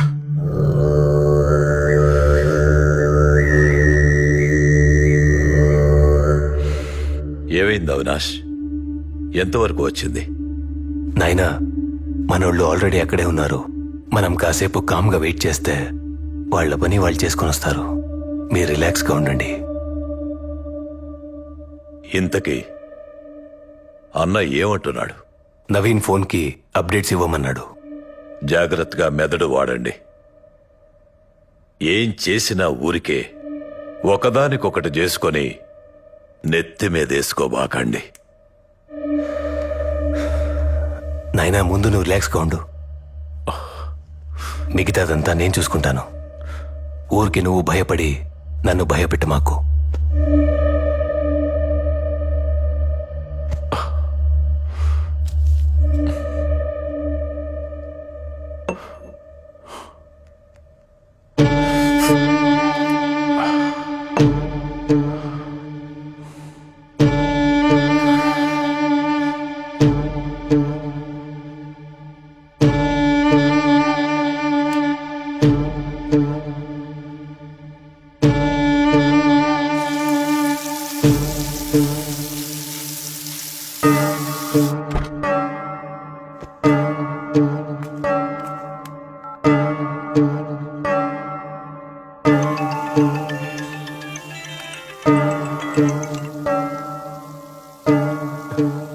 హలో. వచ్చినాడా దస్తగిరి? ఇంకా రాలేదు. ఇక్కడంతా బాగానే ఉంటుంది. చెప్పాను కదా, నేను అన్నీ చూసుకుంటాను. మళ్ళీ మళ్ళీ ఫోన్ చేసావంటే వాడికన్నా ముందు నిన్నేసేస్తా. గమ్మునాడిని ఏడుకు తీసుకురా. అది కాదు సునీల్, ఆ మాట పూర్తిగా వినకుండా కట్ చేసినాడే.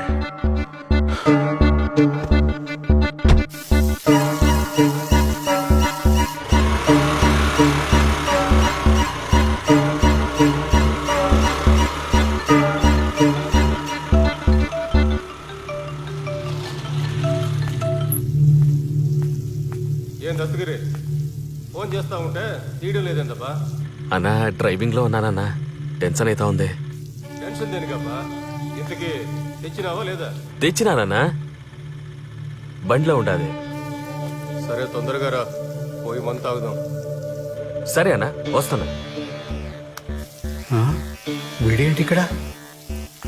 మళ్ళీ ఏ ఇంటి చుట్టే తిరుగుతా ఉంటాడు? మొన్న వచ్చినప్పుడు కుక్క చచ్చిపోయింది. వీళ్ళంతా మళ్ళీ తిరుగుతున్నారంటే ఇంకేం ఘోరం జరగబోతాండాదో. ఈ విషయం అయ్యగారికి చెప్పాలి. ఆయన్ని ఎలాగైనా ఒప్పించి హైదరాబాద్కి పంపించాలి. అంత రెడీగా ఉండదన్నా, ఆ వివేక్ రావడమే ఆలస్యం.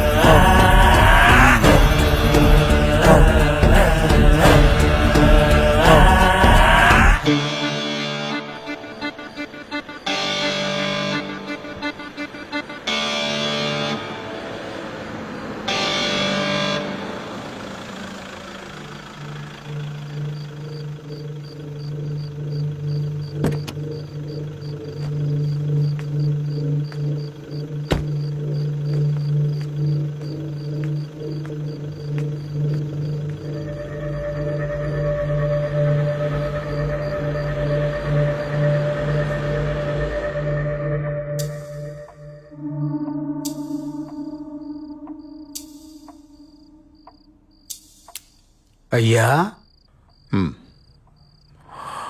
డ్రైవర్ని పిలిపించి హైదరాబాద్కి వెళ్ళిపోండి అయ్యా. ఏమైందిరా? అయ్యా, మన కుక్క చనిపోయిండది కదా, అది మంచి శకునం కాదు. ఇంట్లో ఏడ చూసినా భయం వేస్తుంది. పైగా అమ్మగారు, వాచ్మెన్ ఎవరూ లేరు. మీరు కూడా హైదరాబాద్ వెళ్ళిపోండి అయ్యా. ఈ ఒక్కసారి నేను చెప్పేది వినండి అయ్యా. నాకెందుకో మనసంతా కీడు శంకిస్తా ఉండాది. కుక్క పోయిందని నాకు బాధగానే ఉండాదిరా. అది అపశకునమే కావచ్చు, కానీ దానికి మనమేం చేస్తాం?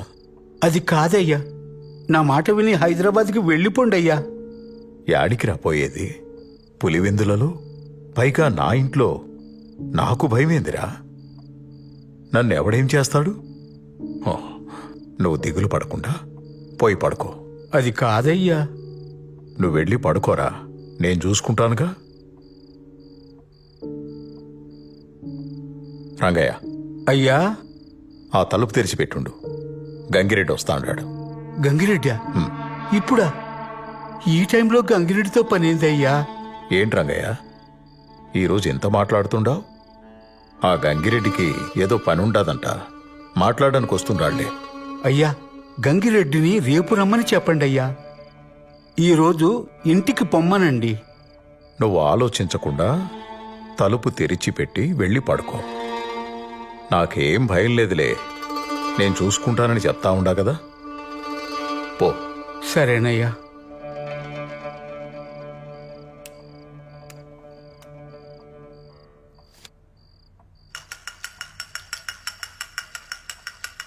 ఏందన్నా, ఇప్పుడే వచ్చినారా?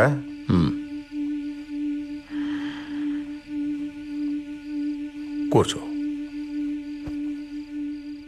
ఏంది గంగిరెడ్డి, అర్జెంటుగా మాట్లాడాలన్నావు? చెప్తానన్నా.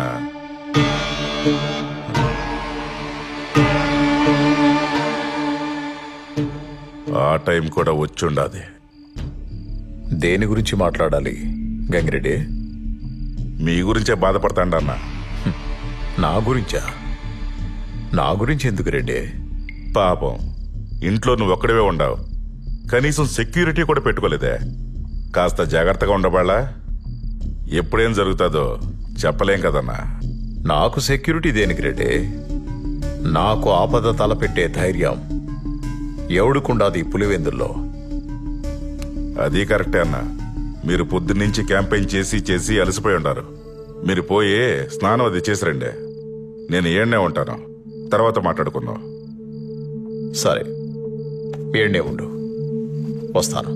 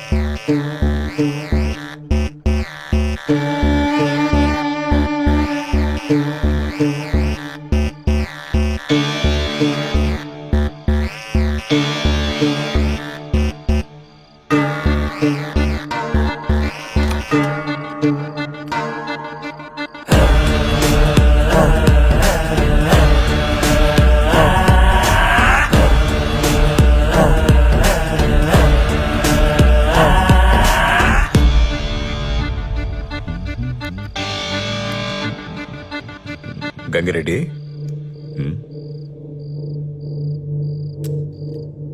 ఈ టైంలో వీళ్ళేంటి ఇక్కడ? అదేనా, ఆ బెంగళూరు సెటిల్మెంట్ గురించి మాట్లాడదామని వచ్చుంటారులే. మీరే కంగారు పడకండి అన్నా, అంతా నేను చెప్తాలే కానీ మీరు వచ్చి కూర్చోండి అన్నా. ఆ సెటిల్మెంట్ పంచాయతీ ఎప్పుడూ అయిపోయింది కదా.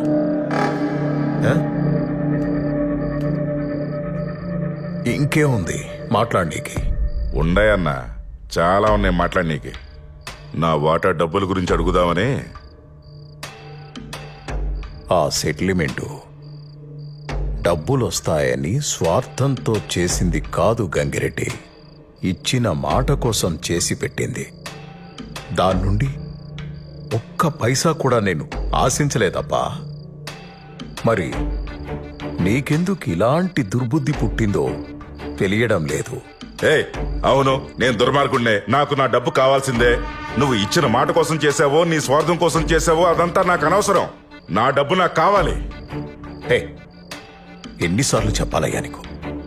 అర్థం కావట్లేదా? ఇది డబ్బుల కోసం చేసింది కాదు. దీని గురించి మర్చిపో.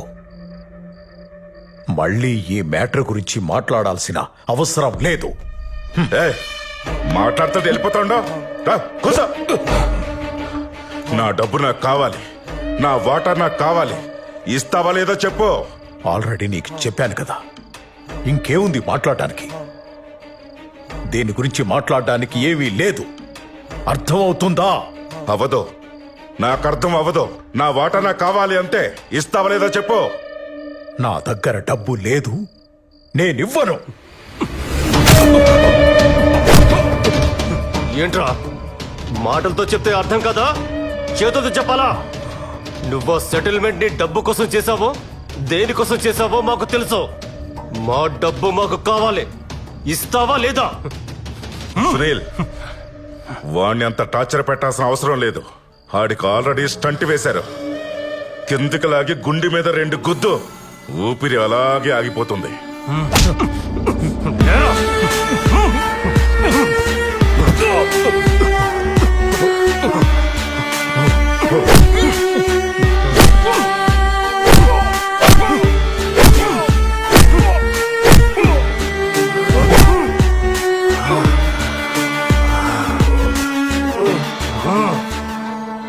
గొడ్డలివరా?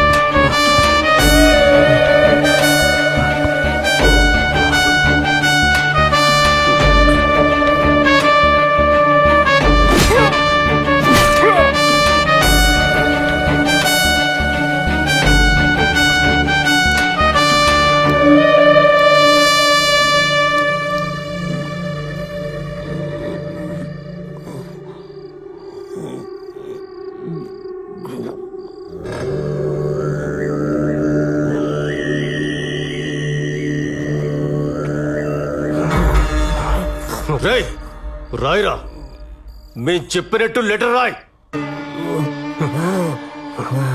రాయమంటుంటే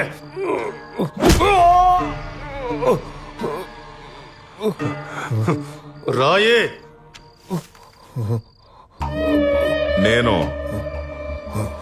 నా డ్రైవర్ ప్రసాద్ని త్వరగా డ్యూటీకి రమ్మని చెప్పిండానని, వాడు వచ్చి నన్ను ఇలా పుట్టినాడు. వాణ్ణి మాత్రం వదలొద్దు. నేను చాలా కష్టపడి ఈ లెటర్ రాస్తా ఉన్నాను. ఇట్లు వివేక.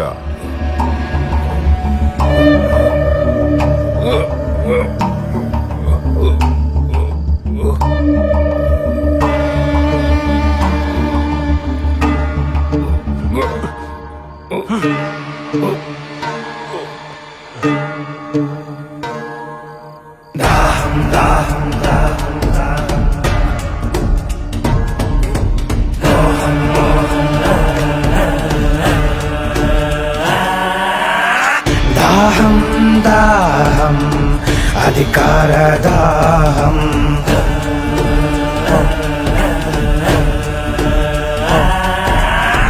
మోహం మోహం కుర్చీ మీద మోహం,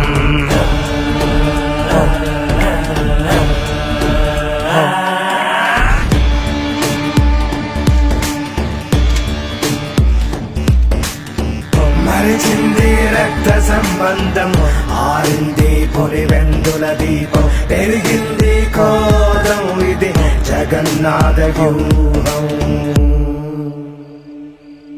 ఇది బయటకి రాని చక్ర వ్యూహం.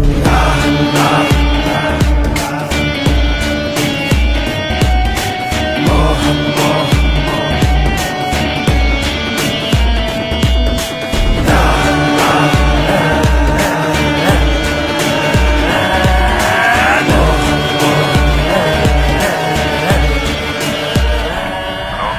గంగిరెడ్డి, మనకు కావాల్సిందేమైనా దొరికిందా? అదే పని మీద ఉన్నాను అవినాష్. దొరకగానే చెప్తాను. ఆ ముసలోడి ఊపిరి ఆరిందా?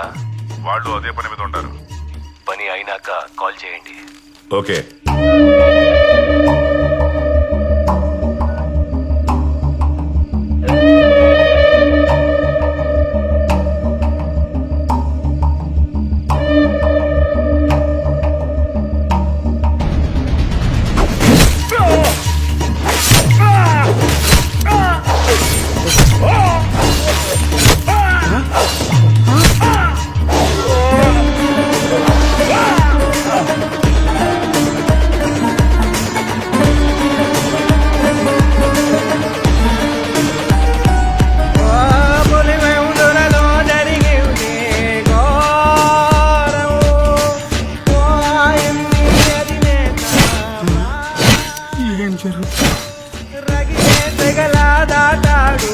తీరం జగనే రణమై చేశాడు నేరం.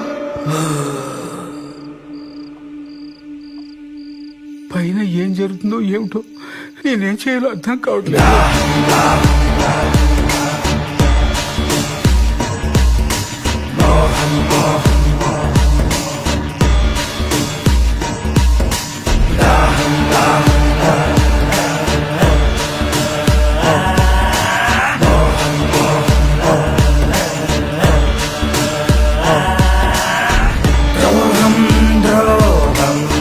విశ్వాసద్రోహం మదనం మదనం తెర వెనక మరణం.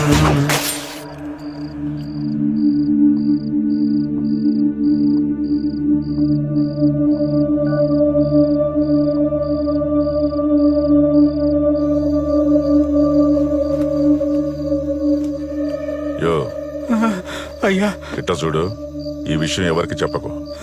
దీని వెనకన చాలా పెద్ద తలకాయలు ఉన్నాయి. యో ఎవరికైనా చెప్పినావనుకో నీ పని అయిపోతుంది. ఇప్పుడు నన్ను ఏం చేయమంటారయ్యా? నువ్వేం చేయాల్సింది లేదు. నీకేమీ తెలియనట్టుగానే ఉండు. పొరపాటు నా నోరు జారావో నీ ప్రాణం పోతుంది. అర్థమైందా? అటే కదయ్యా. అయ్యో దేవుడా.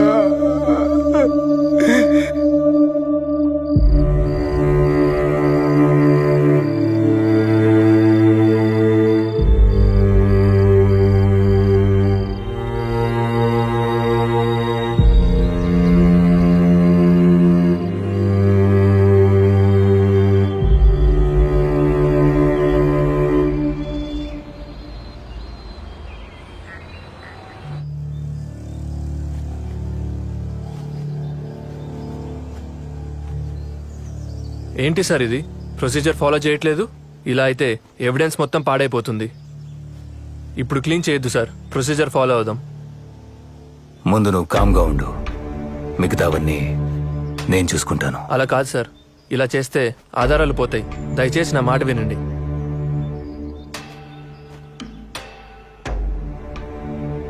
సిఐ గారు, ఫ్రీజర్ బాక్స్ ని క్లోజ్ చేయండి.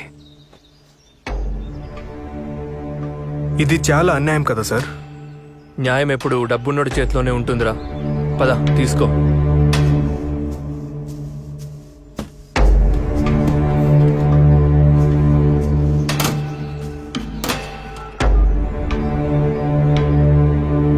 అన్నా, బాబాయ్కి హార్ట్ అటాక్ అయింది. బాత్రూంలో పడి తల తగిలి రక్తం పోయి చనిపోయాడని సునీతకు అప్డేట్ చేశాం. అన్నా, ఇక్కడంతా సేఫ్. బాడీ మొత్తం పూలతో కప్పేసి స్టిచ్చింగ్ చేసేసాం. ఫ్రీజర్ కూడా తెప్పించుండాం. నువ్వు తొందరగా వస్తే క్రిమేషన్ చేయించిద్దాం. నాకీడ చిన్న పనుండది, చూసుకుని బయలుదేరుతాను. సరే అన్నా. ఈ లోపు నువ్వు అక్కడంతా జాగ్రత్తగా చూసుకో.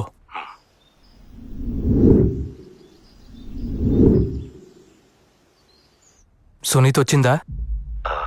శవాన్ని చూసిందా? అంతా ఓకే కదా? లేదన్నా, ఆమె కోసమే వెయిటింగ్.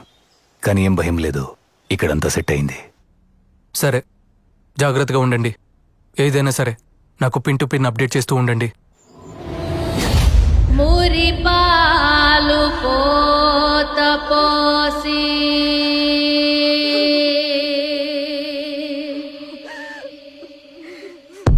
కనుపా. సరే అన్నా, సునీత వచ్చింది. నేను మళ్ళీ ఫోన్ చేస్తాను.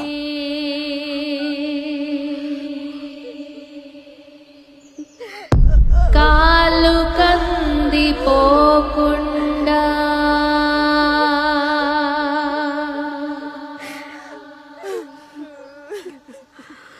నీడలాగా కాసినావు.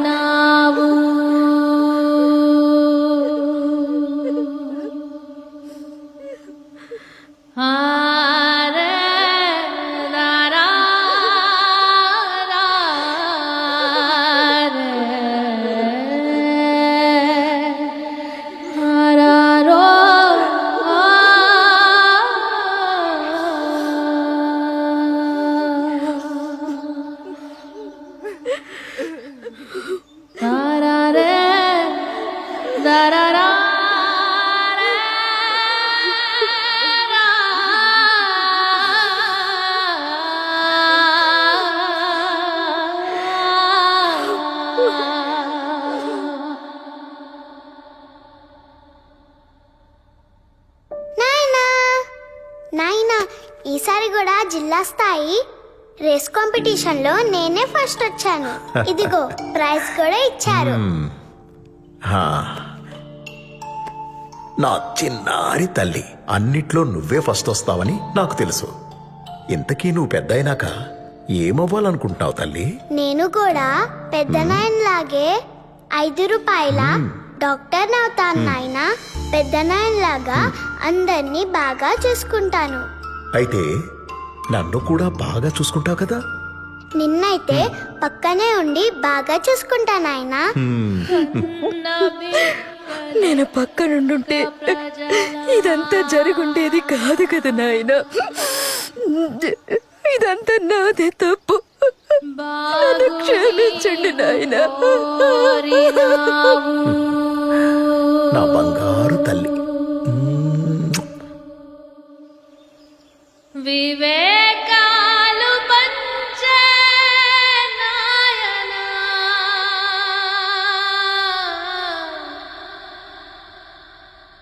ఎవడి కన్ను కుట్టను నీ పైన.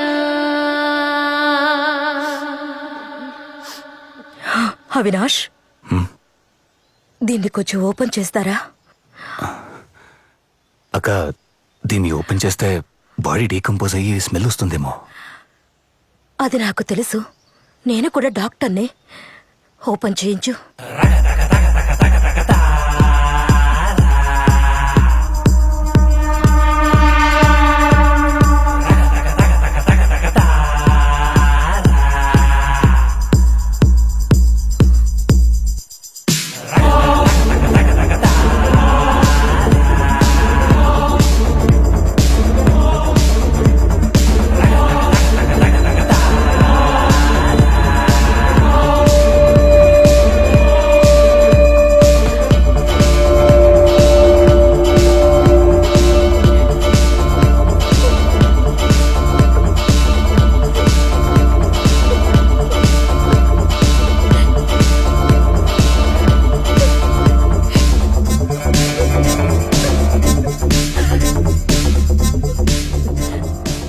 అవినాష్, నాయన బాడీని పోస్ట్ మార్టంకి పంపించు. ఎందుకక్క చచ్చిన మనిషిని మళ్ళీ చంపడం? పోస్ట్ మార్టం అంటే బాడీని చీల్చి చండాలం చేస్తారు. బాబాయ్ని ఇలాగే ప్రశాంతంగా పంపించేద్దాం. పోస్ట్ మార్టం అంతా వద్దనుకుంటా.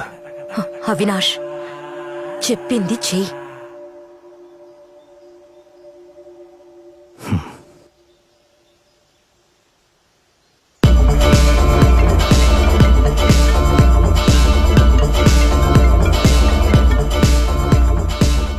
అవినాష్, ఎందుకు అన్నిసార్లు ఫోన్ చేస్తాడావు?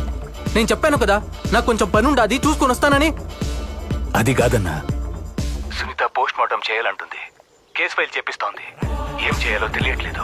సరే, నేను వస్తాను. ఈలోగా నువ్వు సిచ్యువేషన్ మన చెయ్యి దాటకుండా చూసుకో చాలు. సరే అన్నా. స్పీచ్ వచ్చిండదా లేదా? ఇంకా ఎంతసేపు? అక్కడ కొంపలు మునిగిపోతాండాయి. వచ్చిండది. ప్రజల నుంచి సానుభూతి పొందేందుకు బాబాయి హత్యని రాజకీయంగా వాడుకున్నాడు.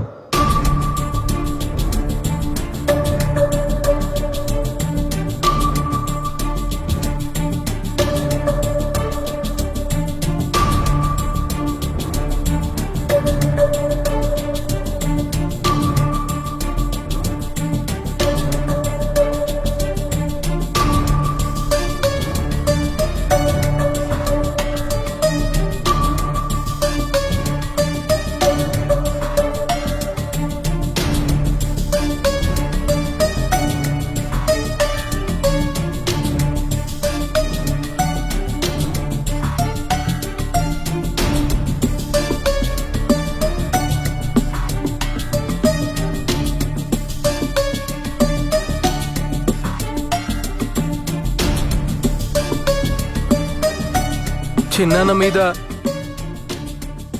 జరిగిన ఈ ఘటన నిజంగా అత్యంత దారుణమైన, రాజకీయంగా అత్యంత నీచమైన చర్య ఇది.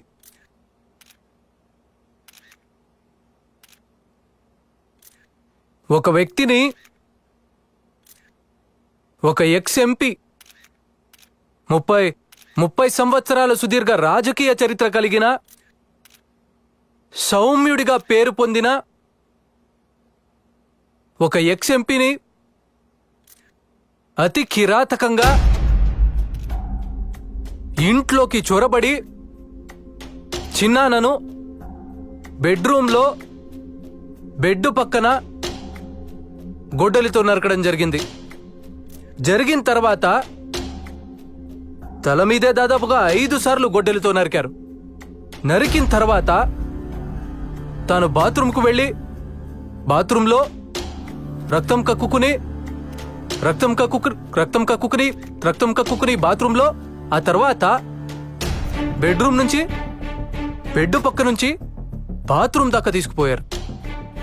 బాత్రూంలో తను రక్తం పూసినారు. కమోడ్కు తను కొట్టుకుని కిందపడి చనిపోయినట్టుగా చిత్రీకరించే కార్యక్రమం జరిగింది.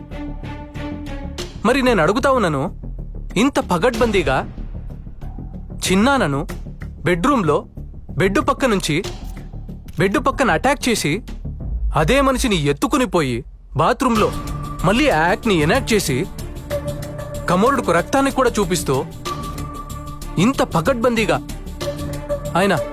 ఆయన స్పృహ తప్పి పడిపోయే క్రమంలో తాను చనిపోయినట్టుగా ఫ్యాబ్రికేట్ చేసి చూపిస్తా ఉన్నప్పుడు చిన్నాన how can he write a letter? అంటే ఏంటి, వాళ్ళ సమక్షంలోనే తాను లెటర్ రాస్తాడా? అంటే తన సమక్షంలో వాళ్ళు రక్తంతో కూడిన లెటర్ రాయగలుగుతాడా? తన సమక్షంలో వాళ్ళు చంపించే హంతకుల సమక్షంలోనే తాను లెటర్ రాస్తూ ఉంటే ఆ హంతకులు చూస్తూ ఊరుకుంటారా? అంటే దాని అర్థం ఏంటి అనంటే ఆ లెటర్ కూడా ఫ్యాబ్రికేటెడ్ లెటర్ అని. ఒక లెటర్ని కూడా ఫ్యాబ్రికేట్ చేసి పోలీసులు చూపిస్తున్నారు అనంటే, ఒక డ్రైవర్ మీద నేరాన్ని నెడుతూ పోలీసులు ఒక ఫ్యాబ్రికేటెడ్ లెటర్ని కూడా చూపిస్తున్నారు అనంటే టోటల్గా ఈ వ్యవహారం అంతా కాన్స్పిరసీ తీరు నుంచి పక్కకు పోయి ఒక ఎక్స్ ఎంపీని అత్యంత దారుణంగా చంపారన్న విషయం మీద నుంచి పక్కకు పోయి ఒక సౌమ్యుణ్ణి అన్యాయంగా చంపినారన్న అంశం మీద నుంచి పక్కకు పోయి టోటల్గా ఈ విషయాన్ని వేరే పద్ధతులకి తీసుకెళ్లే కార్యక్రమం దగ్గరుండి జరుగుతా ఉంది అక్కడ. అందుకనే నేను గట్టిగా డిమాండ్ చేస్తా ఉన్నాను, we want a CBI enquiry. ఆ రోజుల్లో నాన్న ప్రతిపక్ష నాయకుడిగా ఉన్నప్పుడు రాజారెడ్డిగా అబ్బన్ చంపినప్పుడు చంద్రబాబు నాయుడే, నాన్నగారు ప్రతిపక్షంలో ఉన్నప్పుడు రాజారెడ్డిగా అబ్బన్ చంపినప్పుడు చంద్రబాబు నాయుడే, మళ్ళా నాన్నగారు హెలికాప్టర్ క్రాష్ లో చనిపోయినప్పుడు అసెంబ్లీలో అన్న మాటలు చంద్రబాబు నాయుడు గారే, నాన్నగారు హెలికాప్టర్ క్రాష్ లో చనిపోయినప్పుడు అసెంబ్లీలో అన్న మాటలు చంద్రబాబు నాయుడు గారే, నా మీద దాడి జరిగినప్పుడు చంద్రబాబు నాయుడు గారే ముఖ్యమంత్రిగా ఉన్న వ్యక్తి, నా మీద దాడి జరిగినప్పుడు చంద్రబాబు నాయుడు గారే ముఖ్యమంత్రిగా ఉన్న వ్యక్తి. ఇవాళ చిన్నాయన మీద దాడి జరిగిన నేపథ్యంలో ముఖ్యమంత్రిగా ఉన్న వ్యక్తి మళ్ళీ చంద్రబాబు నాయుడే. మళ్ళీ ఇవాళ చిన్నాయన మీద దాడి జరిగిన నేపథ్యంలో ముఖ్యమంత్రిగా ఉన్న వ్యక్తి మళ్ళీ చంద్రబాబు నాయుడు గారే. ఇలా ఎటు చూసినా కూడా కాన్స్పిరసీ తీరే కనిపిస్తా ఉంది. అందుకనే మేం గట్టిగా డిమాండ్ చేస్తా ఉన్నాము, we want a CBI enquiry. CBI enquiry చేయిస్తేనే ఈ రాష్ట్ర ప్రభుత్వ అధికారులు చంద్రబాబు నాయుడు గారికి రిపోర్ట్ చేసే పరిస్థితి నుంచి పక్కకు పోయి, ఎప్పుడైతే రాష్ట్ర ప్రభుత్వ అధికారులు ఎంక్వైరీని చంద్రబాబు నాయుడు గారికి రిపోర్ట్ చేయని పరిస్థితి ఏర్పడుతుందో అప్పుడే ఖచ్చితంగా న్యాయం అనేది జరుగుతుంది. ఎక్కడ చూసినా కూడా కాన్స్పిరసీ థియరీ కనిపిస్తా ఉంది. సిబిఐ ఎంక్వైరీ చేస్తేనే రాష్ట్ర ప్రభుత్వ అధికారుల చేతిలో నుంచి ఈ ఎంక్వైరీ చంద్రబాబు నాయుడు గారికి రిపోర్ట్ చేసే పరిస్థితి నుంచి బయటికి పోయి, ఎప్పుడైతే చంద్రబాబు నాయుడు గారికి రిపోర్ట్ చేసే పరిస్థితి నుంచి ఇండిపెండెంట్ గా ఎంక్వైరీ చేసే పరిస్థితి ఎప్పుడైతే వస్తుందో అప్పుడే న్యాయం అనేది ఖచ్చితంగా జరుగుతుంది. సో అందుకనే నిజాలు బయటికి రావాలి, చేసిన వాళ్ళు ఎవరైనా కూడా వాళ్ళ మూలాలు తెలియాలి. అందుకనే వి డిమాండింగ్ ఎ సిబిఐ ఎంక్వైరీ. ఈ సిబిఐ ఎంక్వైరీ కోసం we will represent to everybody whomsoever needs to be represented. So we are demanding a CBI inquiry. ఈ CBI inquiry కోసం we will represent to everybody whomsoever needs to be represented.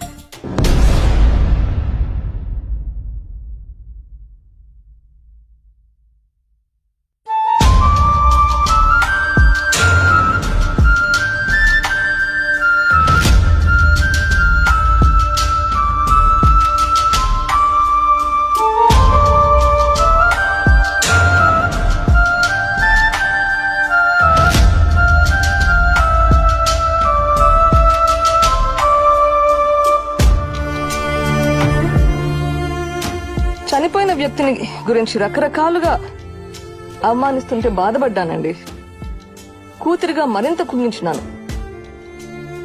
ఒక పెద్ద family మీద ఇన్ని మచ్చలు ఆరోపణలు వస్తుంటే తట్టుకోవడం ఎవరికైనా కష్టం. ఫేర్ గా విచారణ జరగాలి. దోషులు ఎవరైనా ఎంతటి వారైనా శిక్ష పడాలి. ఇంతకు మించి ఈ స్టేజ్ లో నేను ఏం చెప్పినా గానీ బాగుండదండి. నా బాధను అర్థం చేసుకోండి. I just want a fair investigation at this point. కన్న బిడ్డలెక్క ప్రజలా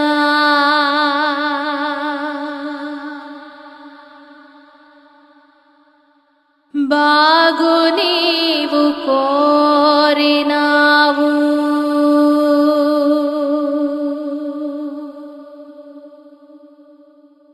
వివేకాలు పంచే నాయనా,